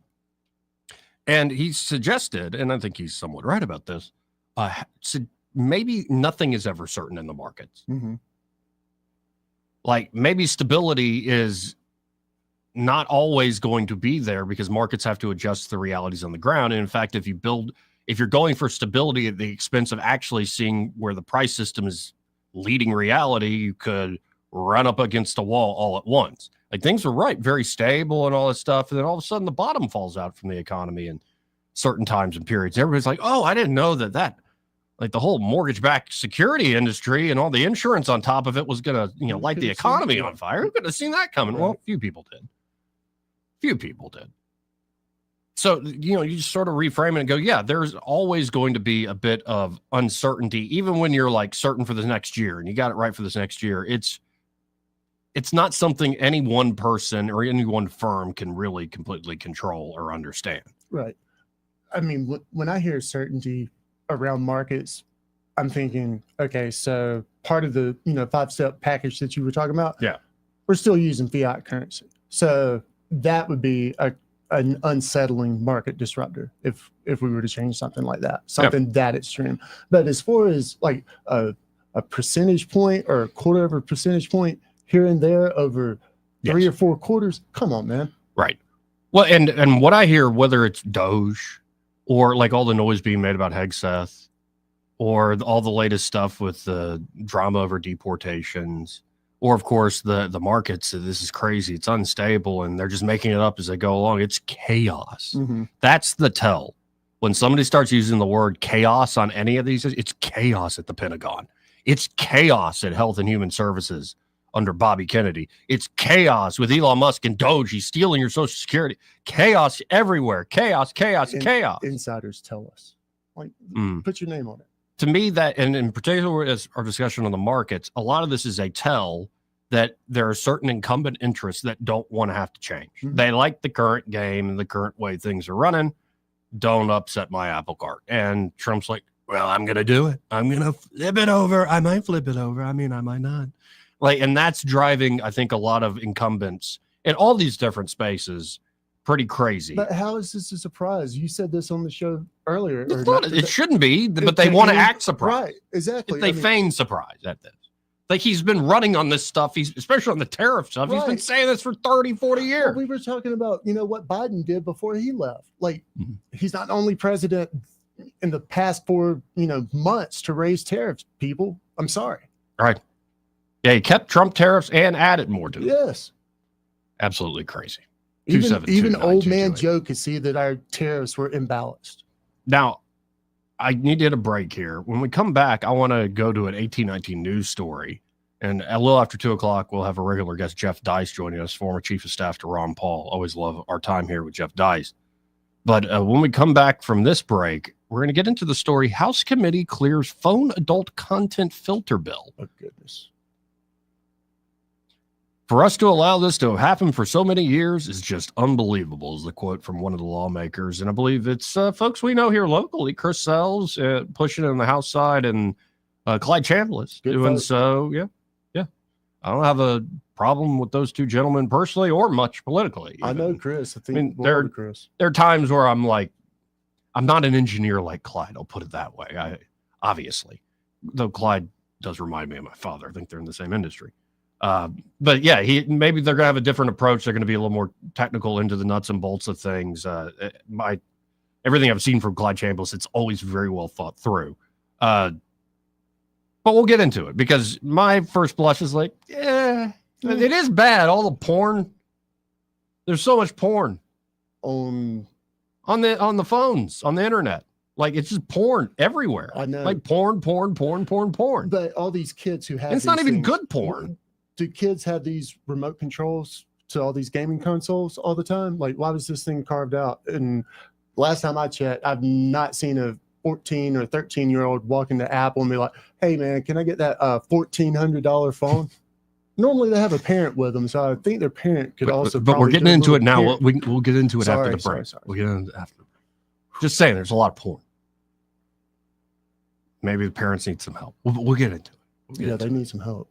This is part of the program brought to you by Bo Goodson and the Goodson Group. And they're at the Goodson Group. Bo and his team are ready to help you, whether you're looking to buy or sell here in the Montgomery and surrounding areas. Bo has been working in the River Region real estate market for 50 years now, half a century now, which is incredible. At the Goodson Group, they not only can help you with buying and selling property, but have management services available should you want to rent out your home. And the Goodson Group is also the home of the Bo Goodson Real Estate School. So maybe you want to study up, be a more knowledgeable private player, or become a fully licensed real estate agent. Well, the Bo Goodson Real Estate School is one of the most highly acclaimed and accredited real estate school programs here in the state of Alabama. So you can always learn more going online to thegoodsongroup.com or give them a call at 551-0225. That's 551-0225. Bo Goodson and the Goodson Group, great sponsor here of the program. He may not know whether he's coming or going, but whether you're going to work or coming home, Greg Budell is there. Mornings, 6 till 9, and afternoons, 3 till 6. Only on News Talk 93.1 FM, WACV. For reliable electrical services in Central Alabama, trust the experts at Crosby Electric. Crosby's licensed and insured electricians are ready to tackle any project for your home. From troubleshooting, repairs, to installing new lighting and preventive maintenance. And Crosby understands the need for quality service for small business. Crosby is big enough for the largest job, yet small enough to bring real value. Visit CrosbyElectric.com to schedule your service. Crosby, powering Central Alabama with excellence. When you're hiring, have you ever felt like you're missing out on meeting truly great candidates for your roles? It seems impossible to find them, but they have to be out there somewhere, right? Well, they're not hard to find when you know where to go, and that place is ZipRecruiter. And right now, you can try ZipRecruiter for free at ZipRecruiter.com/radio. ZipRecruiter helps 10 million people with their job search every day. And because these people are actively looking for jobs just like yours, it's easy to find the right person right away. In fact, 4 out of 5 employers who post on ZipRecruiter get a quality candidate within the first day. But if you're not using ZipRecruiter, you're missing out. So see what it's like when the impossible is easy. When you go to ZipRecruiter.com/radio right now to try ZipRecruiter for free. Once again, that's ZipRecruiter.com/radio. ZipRecruiter.com/radio. Never miss out on great candidates with ZipRecruiter. Are you tired of the mainstream media's biased reporting? Do you want to stay informed on the news that really matters to you? Look no further than 1819 News. At 1819 News, we bring you the latest in Alabama news, politics, sports, culture, and more. We've assembled a team of journalists with Alabama values dedicated to the truth and the truth alone. Visit us at 1819news.com today. That's 1819news.com. Subscribe to our newsletter. Honest News, Alabama Values. This hour of news and views is brought to you by our good friends at Alabama Home Mortgage. Alabama Home Mortgage, 567-4223. Visit them on the web at myalabamahomemortgage.com. NMLS number 1586368. An equal housing lender. The Health and Wealth Show. The Health and Wealth Show. The show so nice, we said it twice. Weekday evenings at 6 on News Talk 93.1 WACV. The Health. Wake it up, son. Joke's over, hey? Rich Thomas Weather is brought to you by MPM Feed and Seed. It's time to get those gardens ready. From seeds to plants to fertilizer, MPM has what you need. Shop MPM Feed and Seed in Prattville, 1313 Highway 31 North. Open Monday through Friday, 8 to 5, Saturdays, 8 to 1. Rich Thomas Weather. Still April, but feeling more and more like summertime, right? Today's high temperature up to about 87, a sun and cloud mix, and more spotty afternoon and evening showers and storms around. But the rain chances are not great. Good luck. Tonight's low in the 60s, probably low to mid 60s. I've got us up to about 88 to 90 on Friday, Saturday, with maybe some isolated storms, but not many. Then mostly sunny, near 90 on Sunday. From the Blue Water Weather Center, this is Rich Thomas. Live local talk, the River Region's most trusted voice for news and opinion. News Talk 93.1 FM WACV.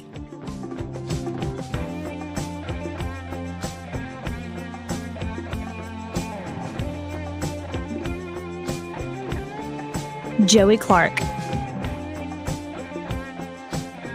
Welcome back.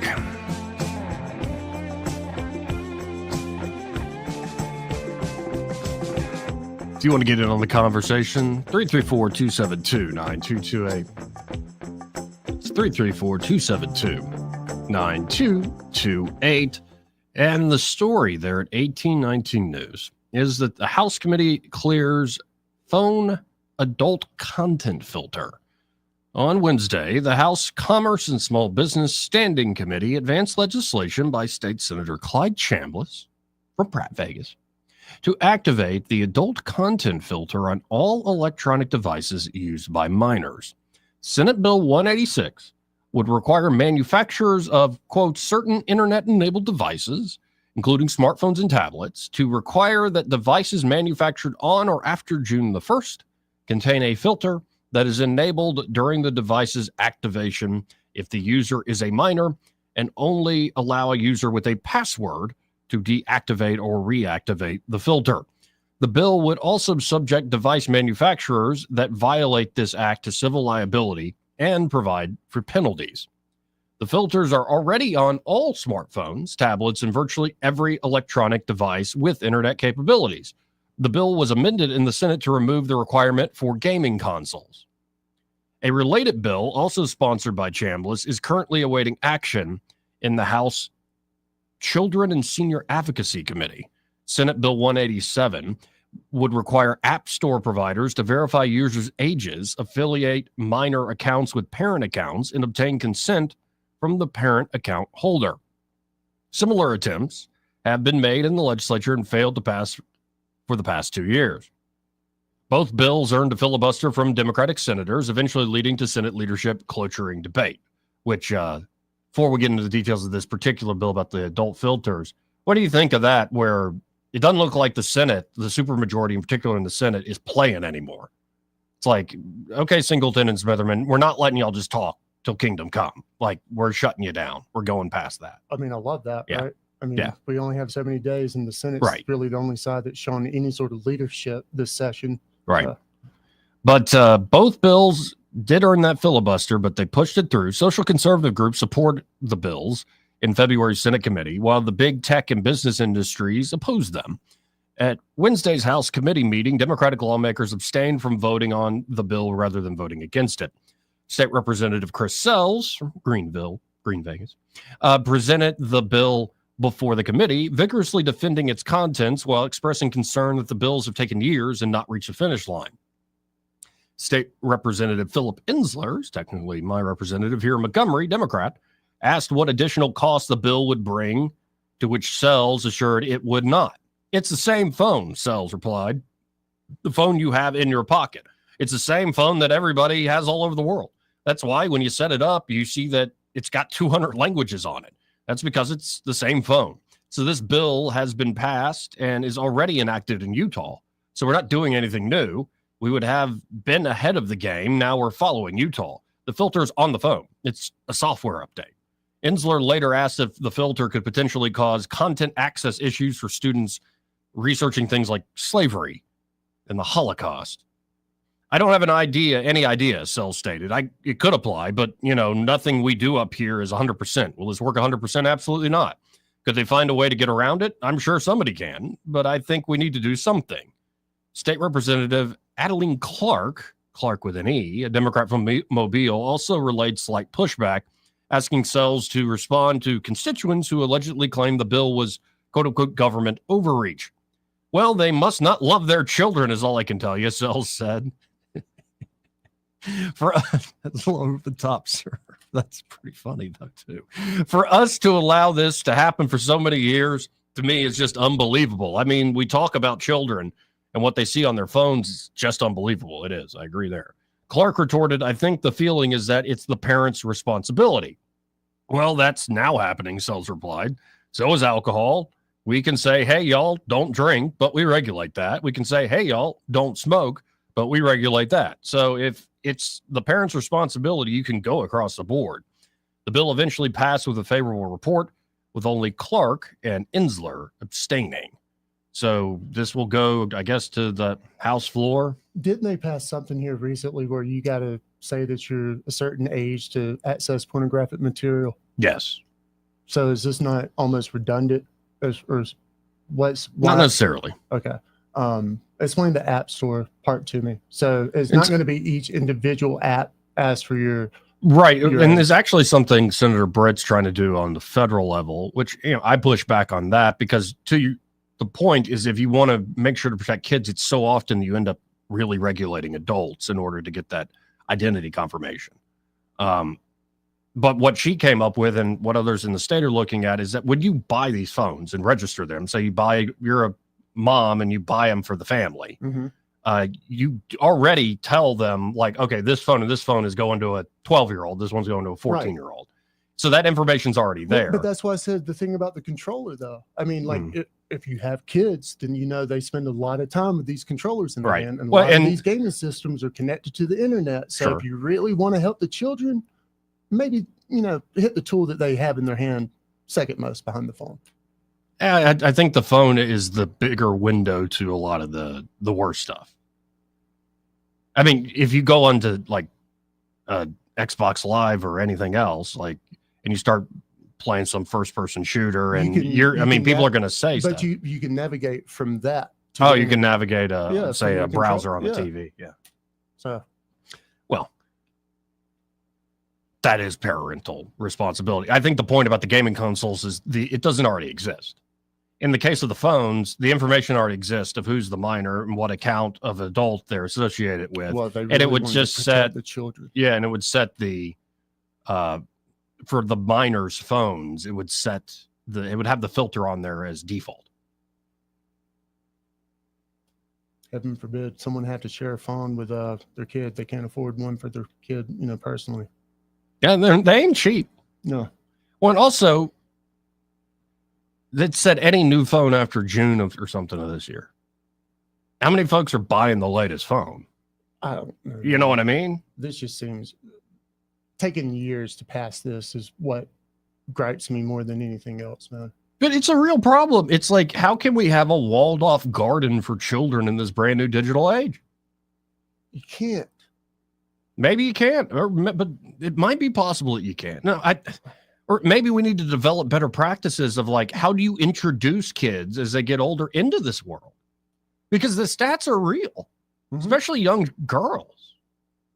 Like young girls are already more vulnerable to social contagion. And what's the latest thing? It's why you saw, I think, a lot of transgenderism stuff show up in young girls where before it had never been young men. So let's go down this slippery slope. What's the next stop? Well, that's a good question. Yeah. age verification on any social media platform. You can only talk to kids your age or below. You can't talk to mature, adults as a minor. I believe the bill Senator Britt is pushing would say you can't have targeted algorithms on kids 17 and younger. I'm totally cool with that. Yeah. No, and this is what I mean by a walled garden. Like we already have plenty of walls for minors, from tattoos to alcohol to all sorts of other things. A kid can't consent. And heck, you got to be 25 to rent a car? But do they work? Well, that's a good question. Well, and this is where I think what it's going to be at the end of the day is more a technical solution than it is necessarily a legal one. Yeah, to me, it's not going to solve anything. But the issue is real. And The I issue think, is real. and that's where I think maybe a big old law ain't the way to fix it. I don't find setting the filter to default on minor registered phones the craziest thing in the world. It's like there. I mean, I would also say to the parent, why didn't you just go ahead and do that yourself? What's going to prohibit someone from lying on this? Serious question. I don't know. Okay. I mean, a lot of it will line up with your financials, right? When you go buy these devices, it's going to line up. And how many 14-year-olds have checking accounts? Where's that bill going? No, it very well could be that you get a parent who doesn't register as a minor having that device. They just register as another person, another adult. That could happen for certain. There very well could be parents like, yeah, let the kid just look and search for, let his mind run wild. There might very well be parents like that. Like, there's always the parent who's like, I'm the cool mom. Come on over. So if we don't register our children's phones, what? Good question. I think you're driving a good point, is that it's a real problem, but a lot of the solutions legislatively, maybe they improve slightly things on the margins, but they don't actually solve the issue, and it more gives you sort of peace of mind. Kind of like when we passed the ethics commission here in the state and everything was going to get more ethical, right? I want to be clear. I applaud the effort. Yeah. The intent is noble and the problem is real. I don't think this is a very real solution to the problem. Yeah, I mean, I know a solution. Don't buy your kids a damn phone. Ding, ding, ding. Actually, parent. Yeah, but then you're like, but with the phone, I know where they are, and I can all be in constant contact. And I'm like, okay. I'm not a parent, so I try not to tell other parents how to parent. I don't have the first clue, and I recognize that. But there are, like, in just Joey's hypothetical world, you could not give them a phone. Mm-hmm. Yeah. But then the question becomes, and this is where you get the workarounds. Okay, some kid in high school has the phone that has no filter on it, and he's showing the other kids all sorts of stuff on it. So the kids are still seeing it. 18-year-old sibling grabs phone. 15-year-old sibling says, hey, why don't you reset this for me? Well, and this is the way of the world. We were going over it yesterday. All these pieces 1819 News has been doing on Stanford University, and the leadership there is not doing themselves any favors. Y'all should just straight up talk with folks at 1819. You want to start a battle? Okay, good luck. But I remember I went to governor school between junior and senior year of high school, and I was apparently some future leader or something. They were early. Eye for talent. They were wrong. Yeah, Bob Riley's like, these are some of the best and the brightest. I'm like, okay. Eye for talent. Mm-hmm. And but one of the first things I remember is some guy from Mountain Brook yelling at his mom over the phone saying, why'd you steal my handle of tequila out of my bag? Bring it back, Mom. And she did. And she was one of those cool moms who was way too pretty for a woman in her 40s. Way too pretty. Everybody stayed over at Billy's house. Yeah. And I don't mean there aren't beautiful women in their 40s, but you know what I'm talking about. They're done up. It's like I'm keeping that youth alive sort of thing. She might have also been the 2.0, maybe not real mom, stepmom. But okay, so immediately on dry Sanford campus with the future young leaders of Alabama, you've got people smuggling all sorts of alcohol. Mm-hmm. I go outside and I see in somebody's lifted up F-150, just a guy and a girl was getting it on in the front seat. And I'm like, you could at least park somewhere not under a street lamp. Thanks for the show. Did they have the decency to fog the windows up beforehand? It was pretty plain as day. And I'm like, good for them. Looks like they're enjoying themselves. Of course, I'm sitting here singing Perfect Situation by Weezer to myself. Normally, you got to pay for that kind of action, Cotton. Right. It's a simple microcosm of like kids in particular, especially teenagers, and maybe kids are growing up a lot faster these days because of the internet. They're going to find workarounds. Mm-hmm. So the question is more, how do we create not just laws, but how do you create technological solutions and then just best practices of like to help parents? Like, here's what you should do that actually, preserves childhood to a little bit. And how do you then introduce people to this to where it's not like the most unhealthy thing in the world, upping suicide rates, self-harm rates, depression, just psychological scarring at a very young age, which is awful. I don't know, we'll see. I heard a stat the other day that one generation below ours, kids are already so promiscuous that they've had more sexual partners by the time that article was written than you and I, no jokes here, will have had our entire lives. Damn. That's not healthy. No, it is a problem. I mean, I totally get the problem. Well, best efforts. And you're right. The motivation, I think, is sound, but we'll see. We shall see. Thanks for the effort.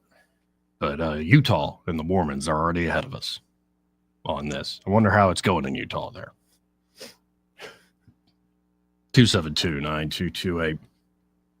Are you a parent? How do you deal with your kids looking up dirty stuff? And it's not just porn. The porn's everywhere. It can often be like, your 12-year-old goes down a rabbit hole watching war videos. They're awful. If you can conceive it, or it exists. It exists on the internet. Yeah. It definitely exists. It doesn't even have to exist. It can be byproduct of some sicko's nature. Oh yeah. No, and that's one effect of the online world is it used to be the one guy in the small town who knew he was weird and had weird interests and nobody else shared him in the town and he just kind of kept it to himself. Maybe he didn't even entertain it.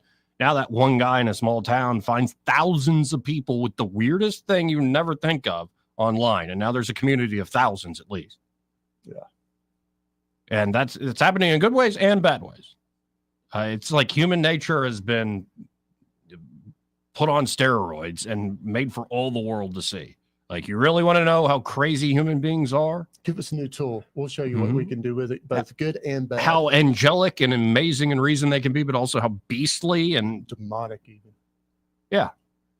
And you get both of that online. Thank God for puppy and kitten videos. This part of the program, in fact, the entire hour, brought to you by Alabama Home Mortgage. And there at Alabama Home Mortgage, Kim Williams and Madeline Cannon are ready to help you, buying a home. Could be you're looking to buy that very first home. You've been saving up. You've got your credit right. And you're ready to go. It all starts with pre-approval there at Alabama Home Mortgage. You don't want to try to start house shopping before you get pre-approved. That's wasting your time and everybody else's. Go ahead, get pre-approved to understand how much home you can afford. And they can walk you every step of the way, all the way to closing day. Or it could be you're looking to refinance. Could be you're about to hit retirement age. If you're looking to get down monthly overhead, use an equity built up in your home, you can do that. Maybe you're a veteran and you haven't taken advantage of the VA home loan benefits you earn through your service. They specialize in that there at Alabama Home Mortgage. Or it could be you've got massive credit card debt. You're making the minimum payments. You're really struggling to get by. It could be you want to reinvest in yourself, your property, your family. Whatever your goals, Alabama Home Mortgage can help you there. So that number, 567-4223. That's 567-4223. Or you can always apply online at myalabamahomemortgage.com. There is a difference in mortgage companies like Kim and Madeline. Prove that to you today. NMLS number 1586368. An equal housing lender. Want to carry News Talk in your pocket? Download the News Talk 93.1 app from the App Store. Available on iPhone and Android. Never miss a moment. Download now. Since 1966, Alabama Sheriff's Youth Ranches has been more than just a place to stay. It's been a place to belong. For children facing hardships through no fault of their own, our ranches provide more than shelter. We offer a warm home, a loving family, and a future filled with hope. With open arms, we welcome these young hearts, giving them the love, structure, and guidance they need to heal, grow, and thrive in a warm Christian environment. Together, we can give Alabama's children the chance they deserve, a chance to dream, to succeed, and to feel truly cherished. Every donation stays within Alabama, directly impacting the lives of the children who need it most. Join us in making a difference. Visit AlabamaSheriffsYouthRanches.org. Follow us on Facebook and Instagram, and download our app from your app store. We'd be honored to have you as a part of our mission to lift up Alabama's youth. And remember this, it's easier to build boys and girls than to repair men and women.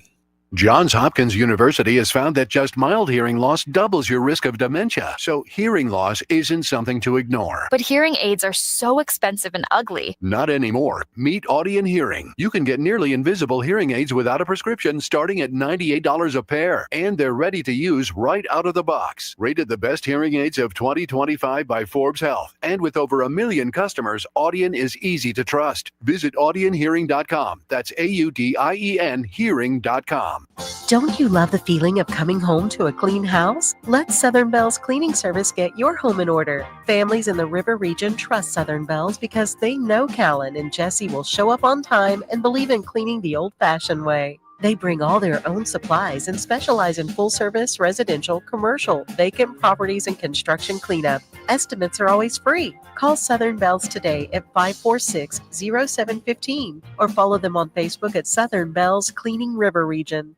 This hour of news and views is brought to you by our good friends at Alabama Home Mortgage. Alabama Home Mortgage, 567-4223. Visit them on the web at myalabamahomemortgage.com. NMLS number 1586368. An equal housing lender. The River Region's News Talk Station. News Talk 93.1. WACV. News Talk 93.1.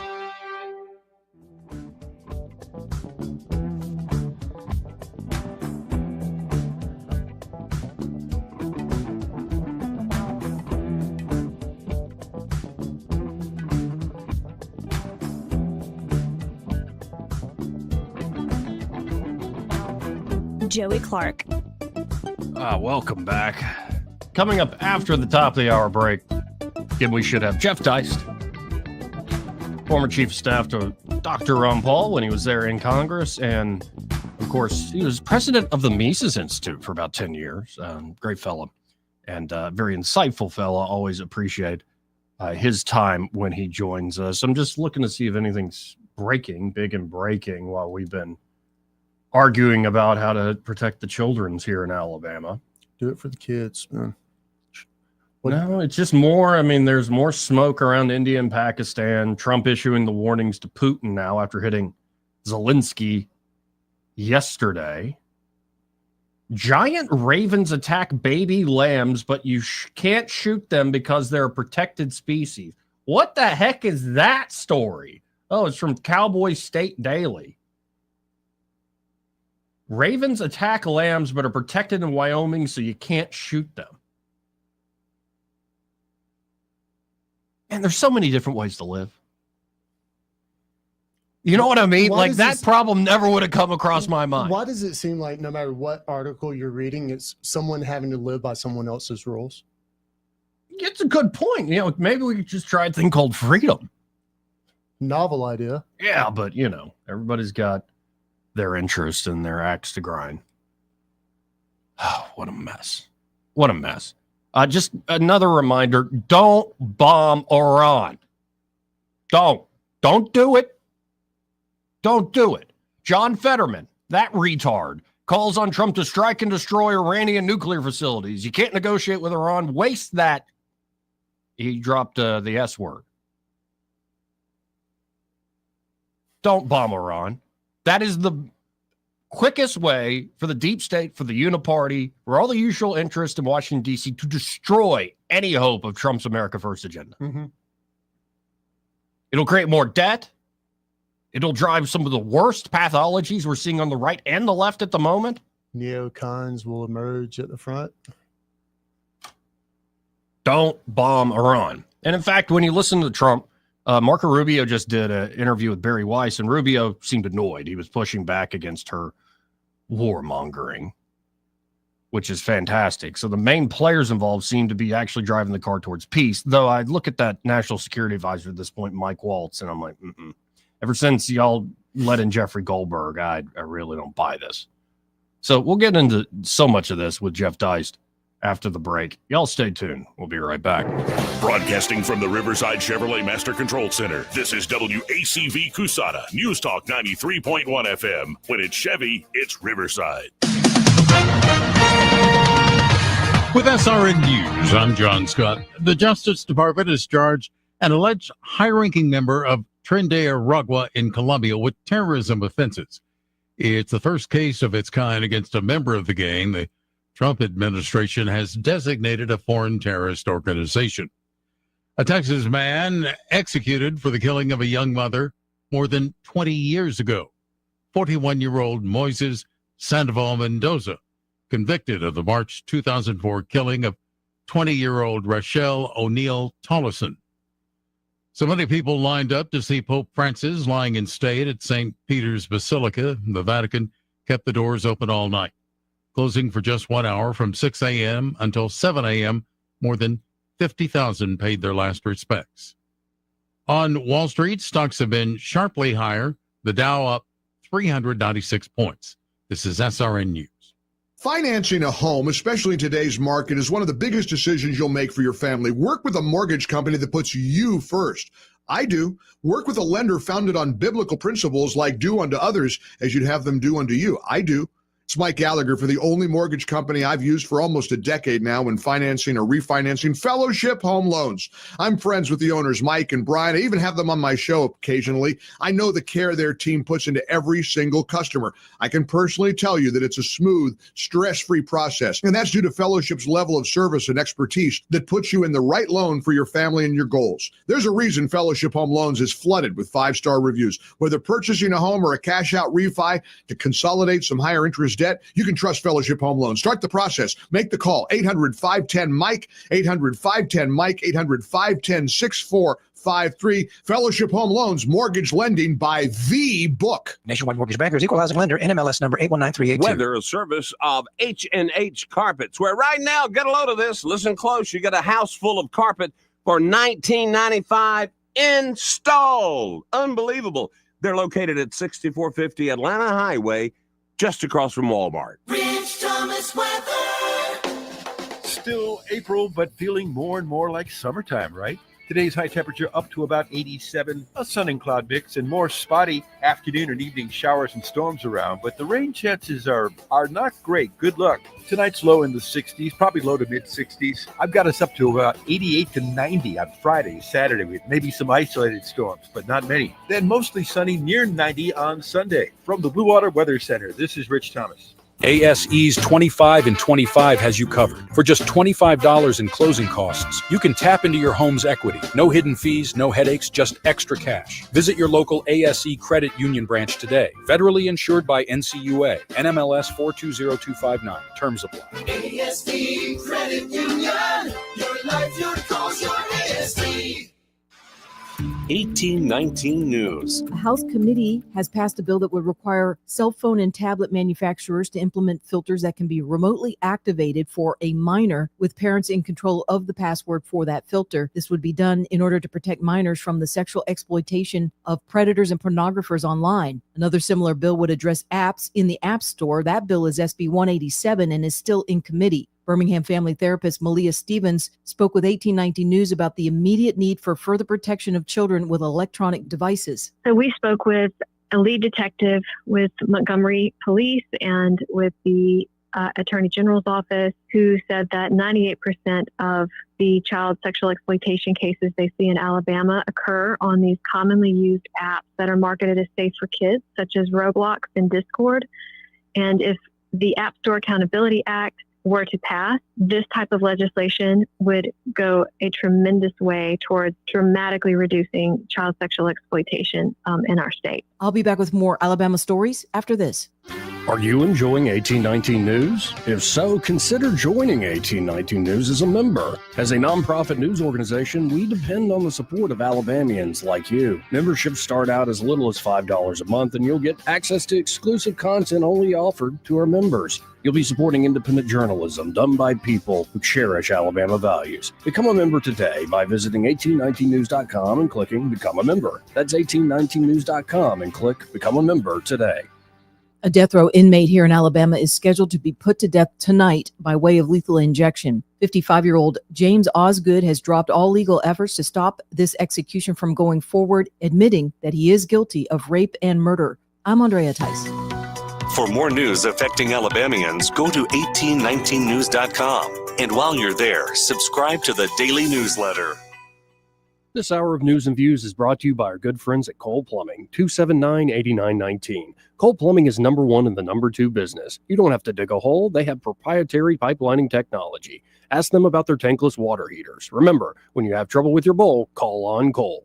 Adams Drugs has been committed to the healthcare of the people of the River region for over 62 years. We value the trust each customer has in our pharmacists, techs, and entire staff. If you have not experienced the difference of Adams Drugs and are not satisfied with the customer service that you get in the big box stores, we invite you to visit any of our locations and see how committed we are to your satisfaction. Adams Drugs offers a variety of services that you will not find in all pharmacies in the River region. Personalized compounding, area-wide delivery, wellness screenings, immunizations, medication consultations, and specialized packaging, just to name a few. Visit us at our website, adamsdrugs.net, and find the location nearest you. Adams Drugs has 12 convenient locations to serve you. Your satisfaction is our number one goal. Adams Drugs is your local Health Mart pharmacy. Health Mart, taking the time to listen and care. The views and opinions of the following program are solely those of the host and other contributors. These do not necessarily represent those of Liberty Acquisitions 825, Blue Water Broadcasting, its management, staff, or any advertisers.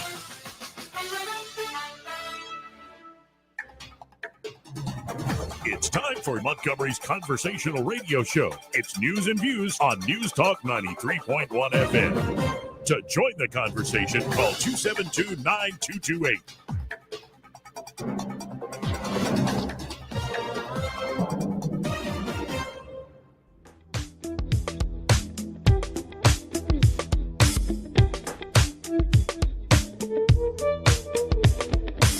What the hell are we doing here? We are behaving the way a superpower ought to behave. Well, our behavior has produced some crappy results. Joey Clark. Produce some crappy results indeed. And yet people still hold on to dear life to the superpower status. One of the more frustrating fights happening right now on the right. Very frustrating indeed. And I'm going to keep saying it maybe every day. Don't go to war with Iran. It's not the right approach. It's not the right way to go. Stop it. Why do they keep pushing this? It would be the destruction of anything approaching America first as people understood it. You should pursue peace. You should actually pursue diplomacy. What is the why now? The why? Why now? Well, that is a good point, given they've been pushing this for so long. Yeah, I mean, But hopefully, I believe we have Jeff Deist on the stream here. I don't know if he's available. Hey, Jeff, how are you doing today, sir? Hey, Joey, doing well. How are you? Good. Pardon my rant. I'm going to be saying it every day. Don't bomb Iran. The deep state and the Uniparty. No, no, no, no, no. Why? Why do they want to do this? Why? Boy, this goes all the way back to the 70s. I mean, obviously, our interventions in Iran are much earlier than that. Big oil companies back in the 50s usurping the duly elected Shah at the time. But if you go back to the 70s, the Iranian hostages under Carter, and then fast forward, of course, to George W. Bush, and that was always a neoconservative goal, was to invade or attack Iran. And of course, what people may not understand is that Iran is not Iraq. It is not Afghanistan.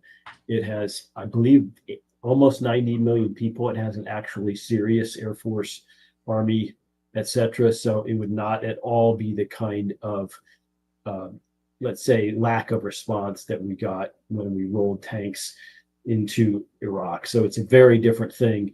But I think that the neoconservative impulse is to view Iran as part of a larger grouping, a cabal with in cahoots with the Russians and the Chinese. And so there's never a bad time to attack Iran in the neoconservative. It's kind of like Eddie and these real estate guys. It's always time to buy. Always be closing, as they say. Yes. Yeah, always be closing. Well, it's the same thing. I mean, I've viewed this throughout the last 30 years. So whatever's happening right now, I saw Fetterman, the senator from Pennsylvania, in particular, saying, "Oh, this is a perfect time," and it's always a perfect time. But in fact, this would be a conflagration that would take Trump way off of his game plan, which allegedly was to worry about the U.S. economy. Now, sitting here in Alabama, I'm thinking about our congressional delegation, and maybe two names come to mind that would be all for what Trump is trying to do with diplomacy at the moment, at least. And that is heartening. Even Marco Rubio, I saw him in an interview with Barry Weiss, the Free Press, so-called, really annoyed and pushing back against, say, Weiss's framing. That was all about attacking. He's like, stop it. We're trying to actually talk this thing through. That would be a huge, huge waste. But as you see this being pushed by Fetterman, I start to wonder about my own members of Congress. And maybe Barry Moore, maybe Coach Tuberville would be pretty good on this. But I worry, say with Senator Britt, it would be bombs away Britt. And then so many others, like Mike Rogers, it's sort of a foregone conclusion. How do you think of Alabama's own representation on this issue? Well, let's not forget the reasons Trump won were largely domestic. People felt that the inflation was out of control. There was a hollowing out of the U.S. economy. That the gulf between average people and the very richest people had grown too large, and that COVID taught us, among other things, that you can't just offshore every last bit of manufacturing overseas. Let's say when it comes to aspirin or really basic drugs, when it comes to microchips that are in virtually every vehicle now, every refrigerator now, obviously every computer, having those all come out of Taiwan is not wise in the geopolitical sense. So that's why he won. And let's recall also that he didn't have to sweat too hard winning in Alabama, whether that's 16 or 20 or 24. And I think our elected folks in Alabama ought to read the room and say, this is why Trumpism was popular here. Not because we want to get to Washington and act like we can run the Middle East. That's hubris, to put it mildly. Now, this particular issue has become almost the litmus test for this imbroglio, this confusing moment, this fight over what does woke right mean, which all started, I think, that Dave Smith, Douglas Murray debate on Rogan set off this just huge series of debates and back and forth that continue to this day online. And one thing I find annoying is, say, the recent interview by Rogan of Jordan Peterson. The stuff I heard Peterson saying about psychopaths, I heard him say that 8-something years ago. He's kind of always been talking about that stuff. But yet, to your point, I've heard very principled libertarians and anti-war types going back 20, 30 years being very consistently against bombing Iran and going in that direction. And somehow these consistent point of views, it'd be one thing if they actually butt heads and there's an argument, but it's now gone into this strange, well, you're just anti-Semitic if you don't want to bomb Iran. Or if you maybe have a nuanced view on how this goes, oh, you're just stumping for the neocons. And I just worry, what is the game going on right now? I do find it confusing, and maybe that's actually a feature, not a flaw. Well, the game is to pathologize your opposition, to say you don't simply disagree with me on whatever policy is being discussed at the time. It's that you're doing so in bad faith, and you're coming at the issue from a malevolent or malicious perspective. There's no good reason for you to hold that view. And in fact, it's unthinkable that anybody could hold a view opposite my own in good faith, right? That's really a 20th century thing that progressives gave us. In other words, you can't just disagree. But conservatives are sort of per se evil, almost by definition, because they oppose basic tenets of egalitarianism or equality or income and wealth redistribution, whatever it might be. And so now the right is increasingly adopting that and saying that if you disagree with us, it can only be for these nefarious reasons. You're anti-Semitic, you're a Neville Chamberlain type appeaser of Putin, whatever it might be. And so that's just I guess, the new normal in American politics. I guess we better get used to it. Well, and I've seen a lot of people saying, no, you're doing what the woke were doing all these years ago with racist, sexist, homophobic, transphobic, yada, yada, yada. No, you're the one who's woke. But did not say to people like Pat Buchanan or Ron Paul, people like, say, William F. Buckley and National Review, they were playing this game, decades ago? Absolutely. I mean, to understand what's happening with Trump, you really have to go back to at least the 1950s, 1960s, when conservatism really radically changed. And so I don't think Trump is a conservative per se. I don't think he's ideological. I don't think he actually has policies. I think he is a deal guy, an ad hoc guy. And there are charms to that, and there are huge drawbacks to that. But he is what he is. And he didn't pretend to be otherwise, unlike most politicians. So we'll start from that and then just say, conservatism used to be a very different animal than what we know it to be today. And what we know it to be today is still running on the fumes of the remnants of sort of the Reagan into George W. Bush platform that was basically neoconservative in orientation when it comes to foreign policy. And that's all based on the Cold War. It's all based on the Soviet Union as this existential threat that has to be defeated, regardless of what we have to do. You have to break some eggs to make an omelet. That's a progressive worldview. That's a grandiose worldview. That's a utopian worldview. In other words, this idea that government can achieve big things and that we have to get rid of principle or philosophy when the threat is existential. And so the Soviet Union was so bad that we had to just give up the founding fathers type non-interventionist foreign policy. But moreover, we had to have big government at home in the form of a gigantic welfare state, because we needed to keep the people appeased while we went and fought the serious issue was the Soviet bear. And then we find out in the early 1990s that Soviet bear wasn't so ferocious. The Russian people were starving. The nuclear warheads were rotting in the silos. The economy was an absolute joke. And so, the Cold War was at least in part based on things that just weren't true. And so when the Cold War ended, we were talking about a peace dividend and how conservatives could be kinder and gentler. Well, that was quickly replaced with the so-called war on terror. And I think that has now morphed into, Iraq and Afghanistan in the 2000s. Fast forward to the 2020s now, we have Ukraine and Gaza and potentially Iran. So there's always a war du jour. And it's from the hawkish or neoconservative perspective, it's always a good time for a war. Well, and as I read the room, I think Douglas Murray made this point. Jordan Peterson's been making this point for a decade now.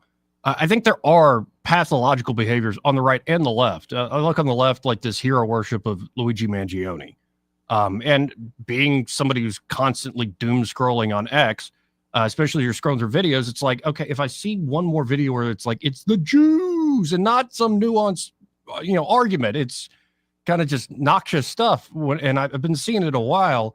I think if you go to war with Iran, for instance, you bomb them, a lot of these pathologies get worse, not better.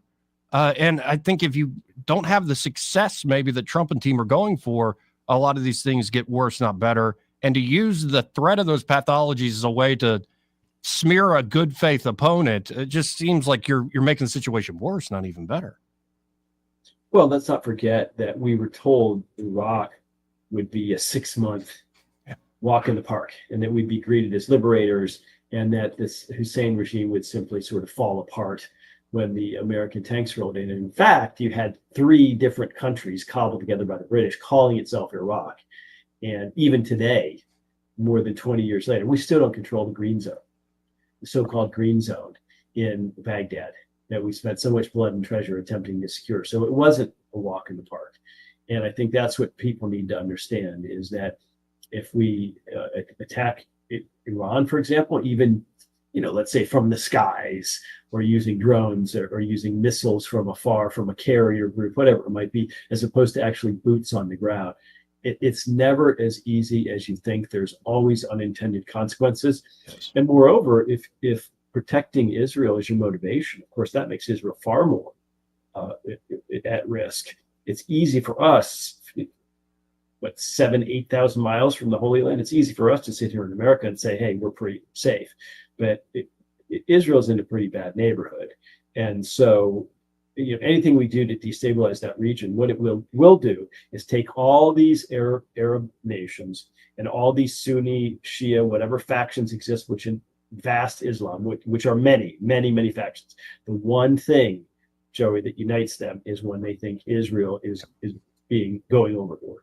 And so there are plenty of people in Israel who do not agree with the Netanyahu government, who do not agree with the hardcore, let's say, approach to dealing with Gaza, and who think that this is actually destabilizing and making Israel less safe in the long run. And let's, if America does that to them, that's hardly a favor. Well, and I think also Ukraine, Russia is illustrative in terms of the type where war has gone with new technology. And I believe I heard it from Secretary of State Rubio's own mouth that if, say, war breaks out in the wider region, it's not like we saw in Iraq for the reasons you laid out, Jeff, earlier, but also just the drone technology, the new weapons, the new ways you can have asymmetrical warfare. It becomes an even bigger mess that people aren't really thinking through. If you go, take what's happening in Ukraine, between Ukraine and Russia, plant it in the Middle East, it gets even crazier. Right. I think tech really makes guerrilla warfare, really helps the underdog.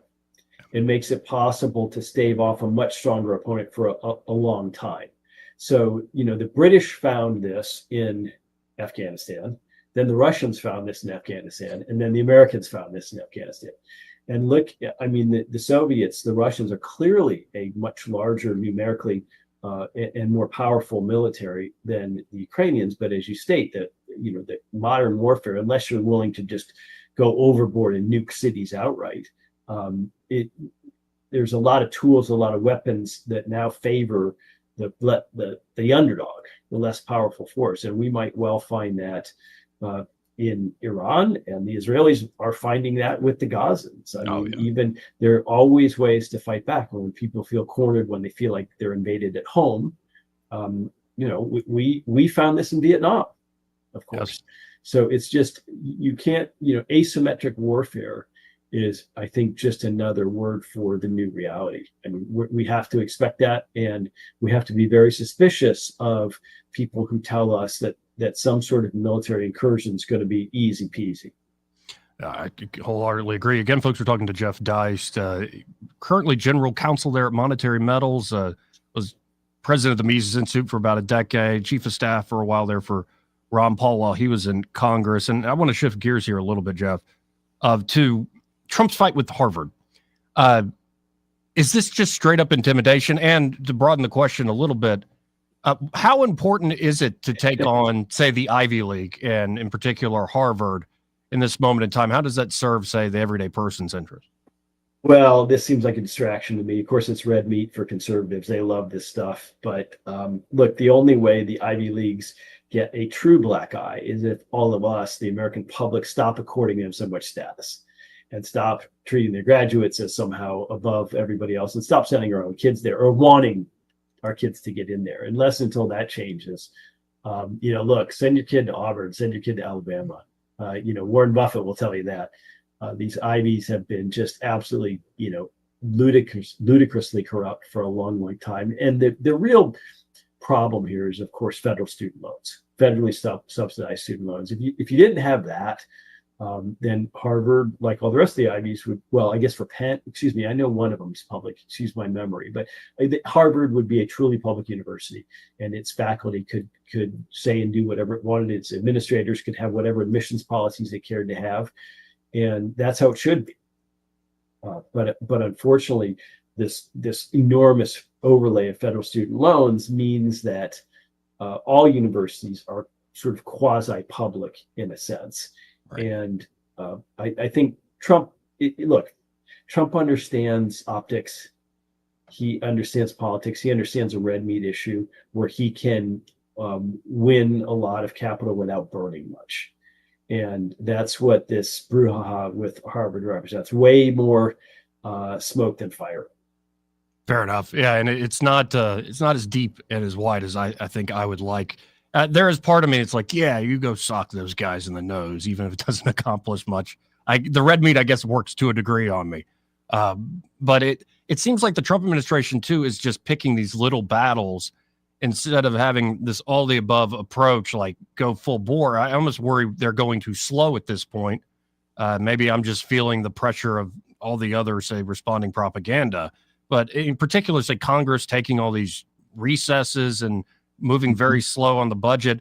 It just seems like Washington and the powers that be, for lack of a better word, are getting their way in this, while Trump and team do some of these more symbolic things.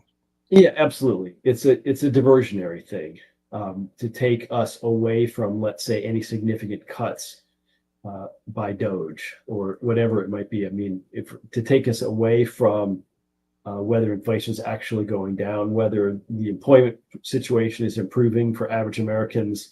We have a real home ownership crisis, I think, that Trump should be addressing with building, and we have a huge debt crisis. And of course, one of Trump and Scott Bessent's jobs, so to speak, was to get the interest rates lower on treasuries, right? Because they just assume there's always a market for U.S. debt around the world because it's safe and relatively safe. It was safe, I guess we could say.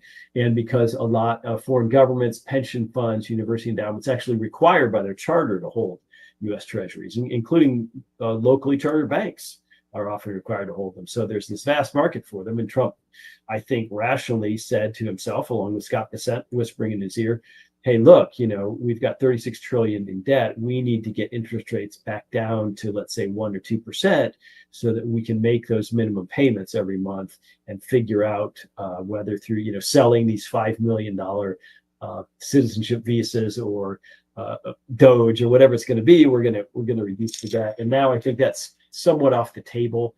I think Trump is the kind of guy who gets distracted easily. He likes to be in the news. He likes to be, he's not real substantive. He likes to be flashy and to be seen and to be heard. And so he's busy on Twitter or True Social or whatever he uses, talking about Harvard, because the mechanics of these deeper fiscal and monetary problems are not fun, and they're wonkish, and they may not be politically possible. I mean, we've seen that even with Elon and Doge, it's really hard to cut even the hair on the head of this federal leviathan. So I guess one way to deal with that is to simply try to get the public focused on something else. Yeah, and earlier we were talking about the speech Treasury Secretary Bessent put out yesterday. And, there's an argument, I guess, a general argument of Trump and team are just on the tariff issue, on the financial and fiscal issues. They're kind of making up as they go along. Another camp, and I think I'm more in this latter camp, I think in particular when you look at the Treasury Secretary, I think Bessent does have, say, a long-term vision. There is a bit of method to this madness. But what say you? Do you think, to me, Bessent seems to be the signal outside of all the noise that we're hearing. But, maybe I'm wrong. What do you think about this, say, long-term plan of maybe having the Mar-a-Lago Accords? Well, look, Bessent's a smart guy. He's way smarter than Janet Yellen. But that doesn't mean that he has all the answers. In other words, many of the things that he might want to do and that need to be done for the long-term prosperity of the United States are very much at odds with one another. In other words, what the economy might really need is much higher interest rates, but that's at odds with servicing, and I mean only servicing the U.S. federal debt. That's just one example. So there's all kinds of tensions. Higher interest rates also generally tend to increase inflation. People think that those things move opposite. That's not true at all, because higher interest rates increase costs for businesses, and the number one cost for businesses is not necessarily inputs, labor or capital or ingredients or whatever it might be for goods and services. The number one cost for businesses is the cost of capital. So inflation in interest rates tends to cause ultimately consumer price inflation. So that's a problem.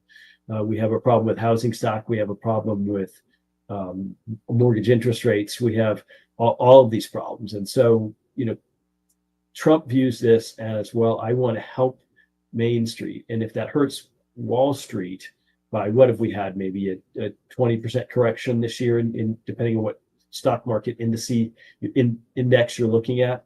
Yeah, but those bounce back a bit. I think Trump's okay with that. But, how you come together and have a plan for an economy that's this big and this complex, and which is basically a global economy, because America is the number one consumer of things globally, and it's just almost unsolvable in some ways. And I do think there needs to be a crash in asset prices. And I think there needs to be a crash in equity prices. I think there needs to be a hike in yield. And I think you put all that in a blender, and there's no way around that equals recession, job losses, etc. And I think we don't hear this, and no president wants to do this because it makes them deeply unpopular. But the recession's the cure. The recession isn't the thing to be avoided. Right. It's actually the cure to get us back to an economy that's on stable footing. And so if that's going to happen, Trump would be better off having that happen now, just like Reagan got through the 81 recession. And by 84, when he had to run for re-election, things were in much better shape. So if whatever they're going to do, they better do it now, Joey. And I've been meaning to ask you for a while, and I guess it'll be the last one before I let you go, especially as a guy who works at a place called Monetary Metals. What do you make of the run-up in the gold price, and also, I guess, inflows of gold into the United States? Yes, well, it's interesting. I think the gold prices, it doesn't say anything certain. It says the opposite. A rising gold price says that nobody knows, right? People always want to sort of pinpoint what a rising gold price means. It just means general uncertainty and general distrust and not knowing where else to put one's money. It's a hedge at the end of the day. The gold inflows into the U.S. were in part based on people being terrified of tariffs being applied to gold imports, physical gold imports. Now, that hasn't happened. The administration says it's not going to happen. That's not one of the categories they're looking at for tariffs. But for a while, there's a lot of uncertainty around that. Now, those gold inflows have slowed quite a bit since some of the Trump administration pronouncements, but it's still a very interesting example of what a hysteria or a hive mind can produce. It can produce very rapid, unsettling dislocations in whatever market. And I think, gold going from, $2,700 to it's been as high as $3,400 in the past week or so in relatively short order is just an example of that. People say to me, well, you're in that industry, you must love this, but I really don't. Right. I want to see gold go up 3, 4, 5% a year. I want it to be seen as a steady store of value that looks, acts, feels, and smells like money, not a speculative asset. So, but right now, everything's so speculative that I think money's just pouring into it as a safe haven. Yeah, and I've also been seeing a run-up in Bitcoin price, which certainly makes me happy. And we'll see that could be maybe if that does become a long-term store of value as well, it could be an interesting time. I guess it's easier to offload than gold and whatnot, and people from the volatility and people make plenty of money off that. But in terms of long-term, to see the gold run up, to see Bitcoin run up, I think you're right. The uncertainty is palpable, but yeah, just don't get hit by a bus without telling your wife your private key. Fair. That's certainly true. I can't imagine how many coins have been lost at the bottom of the ocean alongside Natalie Wood. I appreciate it, Jeff. Always do. If folks want to check out what you're thinking about, how can they do so? On Twitter at Jeff Deist, all one word. Appreciate it, sir. We'll do it again soon. Thank you, Joey. Again, folks, that is Jeff Deist. Always great having him here on the program. I saw you out of the corner of my eye react to that last thing I said. I don't know what you're talking about, man. No, I rewatched Once Upon a Time in Hollywood. The last, it's not his final one, but the last Tarantino movie to come out. I think it might be his opus. That movie gets better every watch. I don't know why it is, because I think it's a love letter. It's a slice of life. The hippies get it in the end when they ruined that great end of a golden era. It's so many little things and little character moments, but in particular, how the one guy's like, there's a rumor he killed his wife on a boat. Oh, yeah. Yeah. And then I'm like, Cliff. Yeah, that's definitely a wink to the whole Natalie Wood thing. It's for whatever it's worth. I think it's probably, if it's not number one, it's 1B between that and Inglourious Bastards for me. Yeah. Inglourious Bastards, fantastic. It drops off for me. In rewatching, it drops off kind of in the middle there. After the basement fight, it's kind of.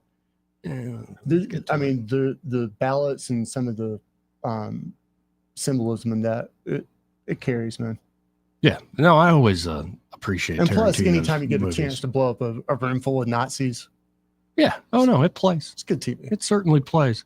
Hey, this part of the program brought to you by Pest Pro Services and their Pest Pro Ashley and that fantastic team are ready to help you out with any and all of your pest control needs. They've got a thing now where you pay monthly and you have that protection year around. So, of course, there's basic pest control needs. Let's say a base rate there monthly. They'll come and spray inside, outside. And say you find an issue like a big wasp nest or some other problem in the back shed that nobody noticed initially. Well, Pest Pros has got your back in all of that, and they probably won't miss it initially. They're just that good. Of course, they can also help you with termite inspection. It should be done on a yearly basis to save you a very expensive problem of termites actually eating through your property. And of course, as we here in Alabama enter into mosquito season, if you actually want to enjoy your backyard or front porch, why not get your yard treated directly instead of spraying yourself? It's much more effective to directly treat it in the yard, to nip it in the bud, so to speak. And it's not like Pest Pro comes out once or twice. No, they're coming out about 8 times at peak mosquito season. And you can actually enjoy your property. They don't have to come out like every other day. Like No. the product actually lasts. No, and Eddie in particular, he's got a spot up there on the lake, which is Mosquito Haven, and it works beautifully. We need to go check it out.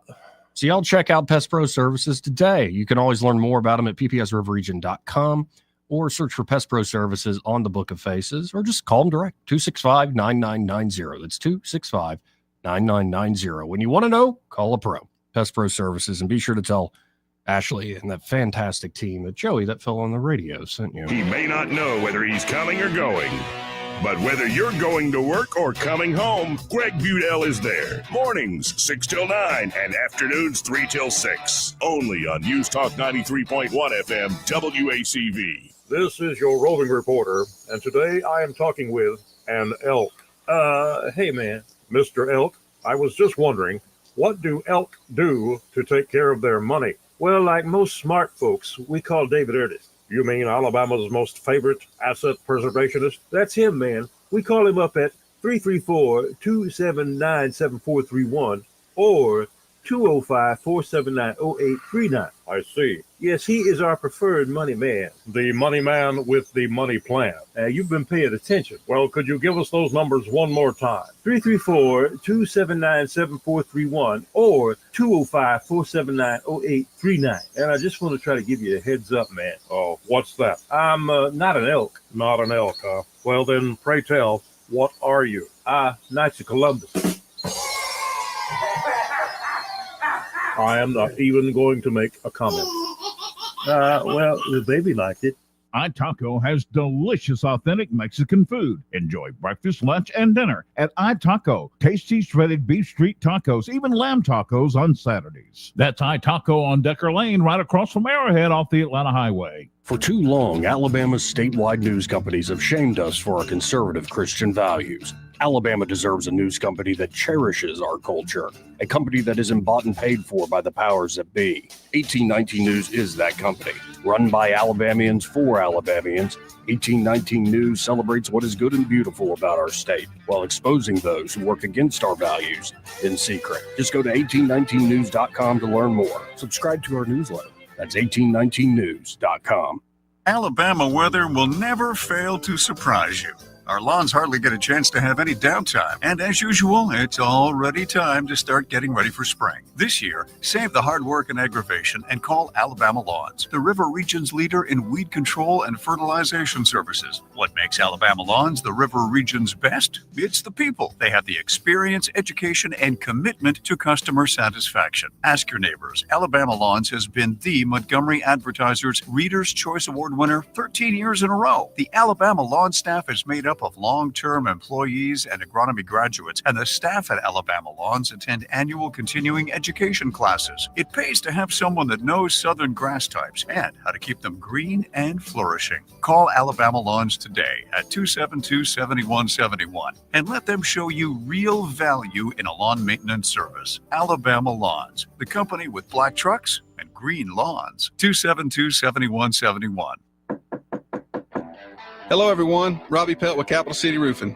If you think about it, your home is your biggest investment in life. Your roof covers your home, so why jeopardize your biggest investment on a roofer you don't know anything about when you can deal with a reputable roofing company like Capital City Roofing. We have an A+ Better business rating and the best manufacturers and workmanship warranties available.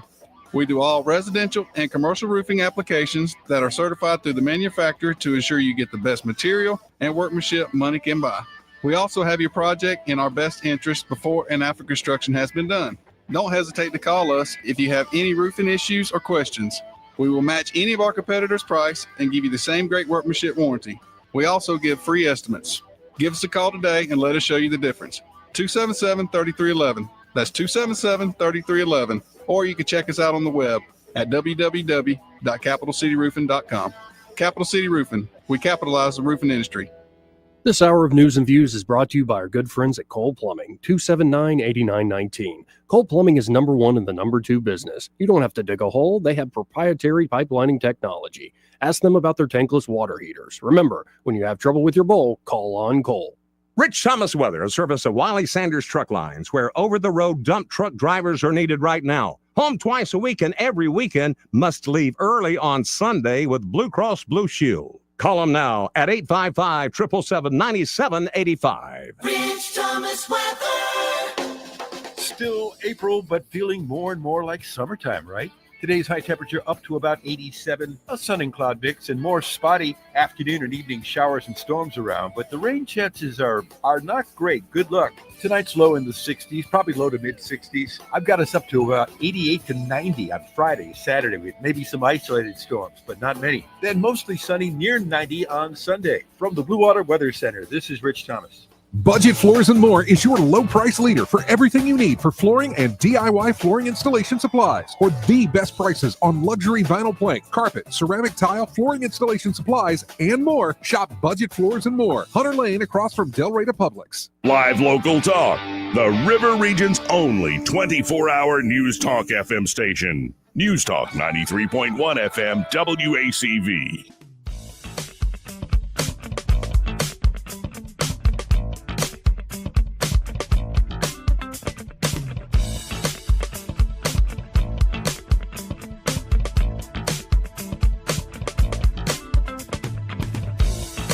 Joey Clark.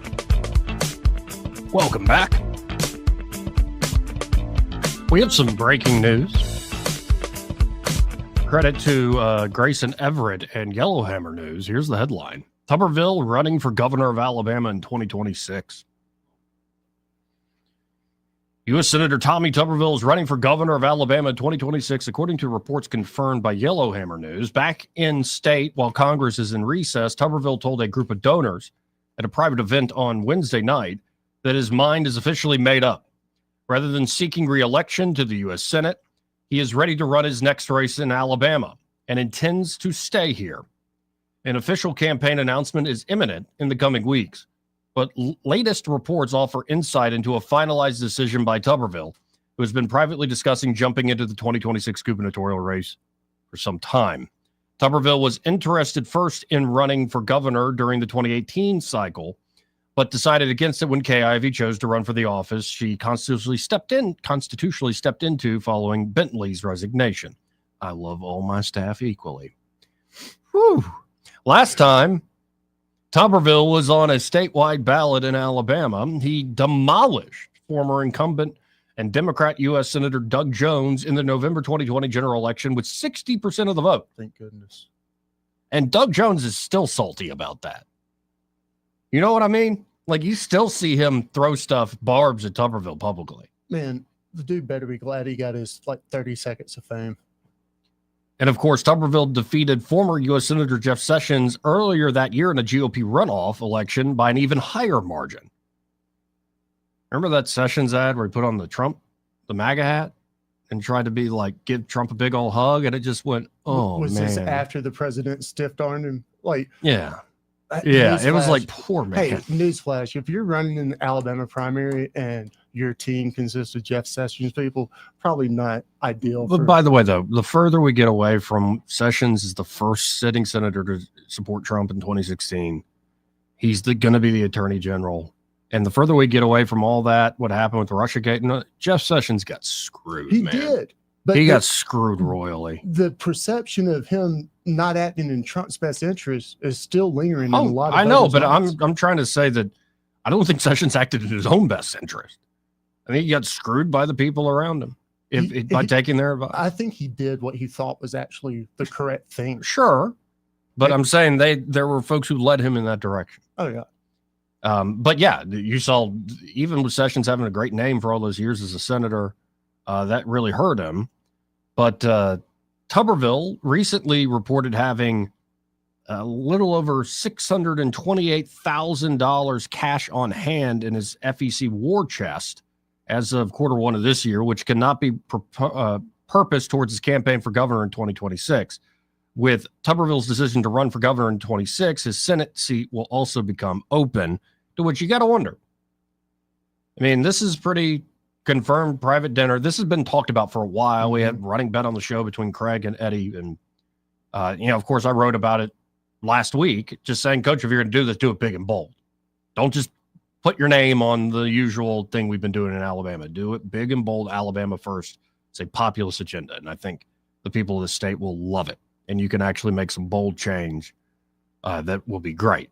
So I was never against him running. It was more like, if you're not going to do it big and bold, then stay in the Senate. But given he looks like he's running now, does Ainsworth stay in? Or does Ainsworth go into the Senate lane? He said he eats his Wheaties, man. We'll see. Well, and he's signaled for the longest time, and I tend to believe Will Ainsworth on this.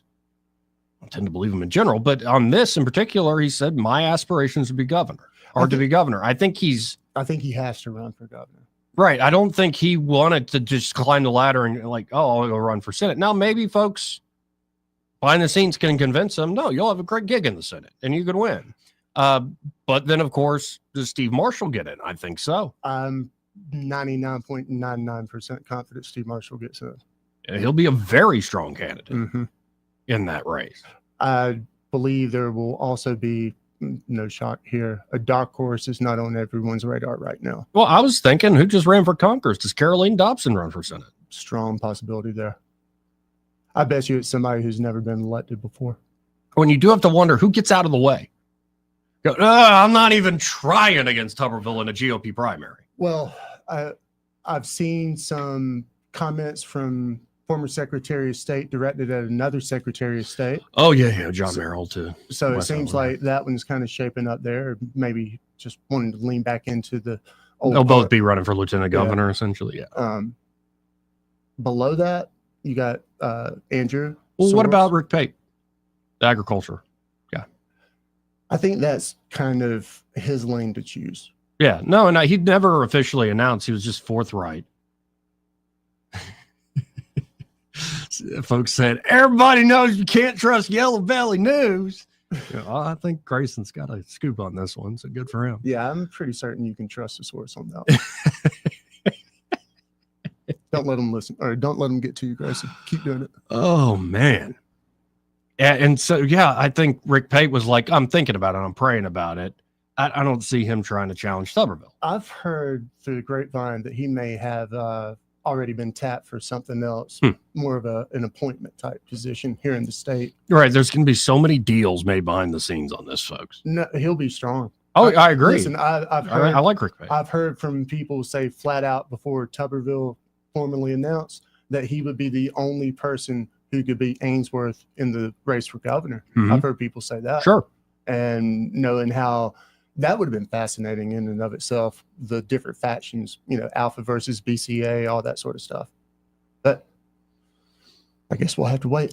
Well, and we'll see the dynamics play out. So this fundamentally changes the shape of the 2026 race, and almost, I think, maybe in a good way. Now, if it's Ainsworth Tuberville head to head, that's going to be a heck of a primary. A lot of money will be spent. One of my and Ainsworth has quite the war chest. One of my favorite lines that I've ever heard a candidate use is violet agreement. You're going to hear some violet agreement during this Republican primary. I love that phrase. I do too, man. I wish violet I could say agreement. I wish I could say I coined it, but that's David Bellal from Georgia. Violet agreement. 272-9228. Let's go to line one. You're on there. Who's this? It's Greg. Hey, Greg. How are you? I'm always good. Wasn't Doug Jones a politician who wanted positive publicity for a future campaign and falsely accused the Atlanta Olympic bomber as being the security guard when it wasn't, and it cost a lot more lives over time? I don't know about all that, but Wait, Doug Jones was tied up in the whole Atlanta Olympic bombing story? I think so. I do think so. I tell you, if you want, we'll go back and watch some of that documentary, and you will find that he is the one who pretty much stopped the investigation of anyone else but that security guard, which led to additional deaths over time. You'll see. Okay, yeah, that's just before my time. I wasn't thinking about it at the how at was the that time. not brought out during the campaign? Well, anything else, Greg? No, that's it. I just find that interesting that he's trying to put his foot back in politics when he is an absolute piece of garbage as a corrupt politician. Well, appreciate it, man. Let's go to line 3. You're on there. Who's this? Hey, man, I just hope that Jim Ziegler and that flat earth preacher gets involved. Because Dean Odle. We're going to... Who? Dean Odle. Well, excuse you. And because at least if we go through, a campaign where they're going to fill the mailbox up with trash, then at least make it entertaining. Man, you'd have to get a magnifying glass to see that mail piece that Zig sent you. He's conservative. He don't spend a lot of money on stuff like paper. It'd be about that big and have real small writing on it. That's how big his business cards are. Yeah, no, Jim Ziegler is a freaking cartoon character, and I love that guy, actually. I do, too. I like entertainment. I like the flat earth preacher. And Dean Odle, I think he's wrong on that, but actually, Dean's very conversational, very easy to get along with. And I'm not. Look, I like both of them. I'm not accusing you, and I don't like them. But they ain't got a chance of winning, Governor. We're not that crazy. Not in that Alabama. attitude. that would be something. Alabama gets Space Command, and here comes Dean Odle as the dark one. Doug Jones may have a chance against Dean. I don't want these boring people like Caroline Dobson and all those. But I do kind of like that one Secretary of State writing about the other Secretary of State. It made him mad. Then he talked about him in sodomy and embarrassing the whole state of Alabama. Anyway, that was good. That shaped it up to be a good run for Lieutenant Governor. He just wants Alabama to get a lot of bad PR. Man. I have both those gentlemen's contact numbers. Maybe I'll have to invite them. Yeah, please do. Because we listen to the show, make it entertaining. Put them on. Anyway, talk to you later, Rick. They might actually agree to, some fisticuffs for charity or something. Mm-hmm. Yeah. Or just a good old-fashioned debate. Some arm wrestling. Yeah. Settle like men. A lot of that's actually in the wrist. That's what I hear. Yeah, and like how you position the hand. Of course, you need strength in the arm too, but a lot of it's in your positioning and like these weird muscles. I would suck. I suck at arm wrestling. Something tells me you might be pretty good at it. I don't know about that. Gotten a little stronger since I was a pup, but I ain't got those like farm boy forearms. Nah, man. No tossing some hay bales around, huh? For some reason, my right one's bigger than my left one. Want to carry News Talk in your pocket? Download the News Talk 93.1 app from the App Store. Available on iPhone and Android. Never miss a moment. Download now. Hi, I'm Jane Ray, account executive with Blue Water Broadcasting. Why should you advertise with us? Frequency sells. The more ads you can get on the air, the better the chances it will make an impact.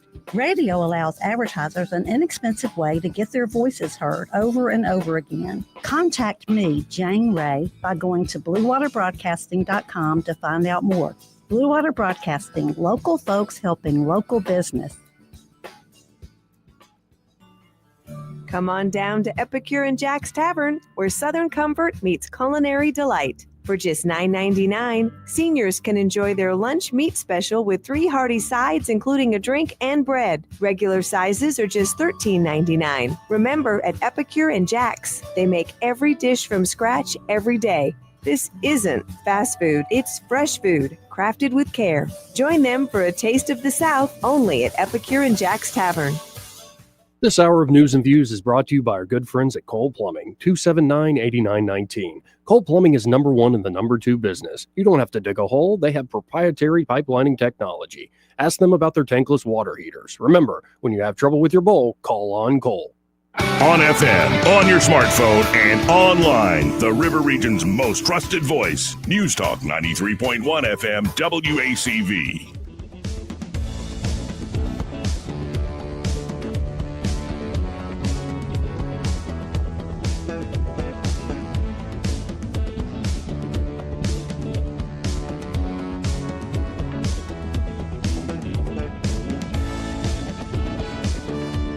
Joey Clark. Welcome back. Final segment here of the program. Let's go to Ray Bowles from Prattville Carpet. Hey, Ray, how you doing? Great. Me and Bart are headed back from Tallahassee and headed downtown Prattville to measure another one. So, been on the road today. It's been a fun, busy day today. Nice. It hit the traffic perfect. You know, it's a crapshoot going to Auburn right now. You're going to get blocked one way or the other. Going to Tallahassee, they're all blocked. Coming back, the other side was blocked. There you go. And now that I said it out loud, it'll never happen again. Yeah, it's been clear passing. I don't know what that Ray Bowles guy was talking about. But it's been a great day. Hey, we're going to put a sale together for the summer. Okay. And it'll hit May the 2nd. Okay. But we're going to offer cash and carry laminate, ceramic tile, and carpet for $1.24 a foot. Are you sure? I'm positive. That's awesome. Already said it. I finished setting it up today, so I'm going to give that little tidbit out for the do-it-yourselfers. That absolutely, you're not going to find that in a big box store, not those prices. Oh, that's an incredible deal. So that'll be starting May 2nd. May 2nd. Okay, we'll So have just to keep remind that- folks. If you know friends that are redoing a house or, doing a little flip and they just need something to make, get it going and get it done and get it fast, we'll keep it in stock. We'll have plenty of it. So call us today at 285-8117. And if you can hear us, we'll come out and give you a free measurement. Again, that number, 285-8117. And be sure when you call them up at 285-8117, you say, hey, I heard Ray Bowles on that radio show with Joey Clark. And by the way, you brought up a memory of do-it-yourself. The house my folks built in County Downs here in Montgomery, the kitchen, which was the kitchen area that splayed out into this big like sunroom and then a huge screen porch off of it. The entire kitchen floor was like paver's brick. And my dad, my grandfather, myself, my brother, my mom, we all laid that brick floor and it looked beautiful, but dadgum, that's a lot of work. It's a lot of work. It's an awful lot of work. And I hate to tell you this, but today brick pavers installed like that and sealed, it's like $20 a foot. Well, yeah, I think super expensive. Yeah, my dad got a kick out of getting the big saw that could cut the brick in the right proportions. He enjoyed doing it, but and it looked beautiful. But man, that's a teenage memory where I'm like, I don't want to live this way. I don't know if I can do that. Yeah, no, you chose wisely. Chose very wisely. Well, guys, y'all have a great day. Appreciate it, Ray. Thanks, sir. Well, coming up on the end of the program, here comes Pamela Dubuque. She's I think she's the best sidekick Greg's ever had. I'm saying that as a 4-1 myself. Like I'm just being honest, just being straight up about it, folks. But today we learned, Tuberville's running. Yeah, Yellowhammer has a scoop. There will be an official announcement imminent in weeks, but it's been rumored for a while. And to see, Tuberville told us at a private fundraiser, he's running. I just want to reiterate: don't bomb Iran. Let the president Trump do his magic and actually work this thing through. Dadgummit. Getting tired of some of these senators who the bombs away club. Like maybe try diplomacy first. Yes, with a strong hand to back you up, peace through strength, all that jazz. But come on, don't go in that direction. Oh, before I forget, This part of the program brought to you by Dillon Rings. And Josh and Leslie Ryder there at Dillon Rings are ready to help you as a full-service jewelry shop. Could be everyday jewelry you're looking for, something that doesn't break the bank, but something fun, beautiful. Maybe it's like your daughter or your niece's like first piece of jewelry, something adorable, something cute. It could be like little charms on one of the forever bracelets that you share and you have matching, say, bracelets and charms. Or it could be you're looking for high-end pieces for that special night out on the town or a big event you have coming up. You really want to look truly your best. And of course, Leslie puts together that great inventory, that great selection. And Josh can do custom design work. He's done several custom design engagement rings this spring, which are absolutely beautiful. You should go for that if you're thinking about getting engaged. But of course, they can do repairs, spa treatments, appraisals. They do it all. Battery replacements on a watch. They just do everything. It's a full-service jewelry shop. So you'll check out Dillon Rings today, 119 Brown Springs Road right here in Montgomery, just off Atlanta Highway. And be sure to tell Josh and Leslie that Joey, that fellow on the radio, sent you. Appreciate everybody watching today on the stream. Appreciate Jeff Deist stopping by the stream and the show as well. And I'm sure we'll have plenty to talk about. It's tomorrow already Friday? Flying by this week. I like that. Well, y'all stay tuned. Happy Hour with Greg Budell and Pamela. They're next. Broadcasting from the Riverside Chevrolet Master Control Center, this is WACV Cusana, News Talk 93.1 FM. When it's Chevy, it's Riverside. With SRN News, I'm John Scott. When the House of Representatives return to Washington next week,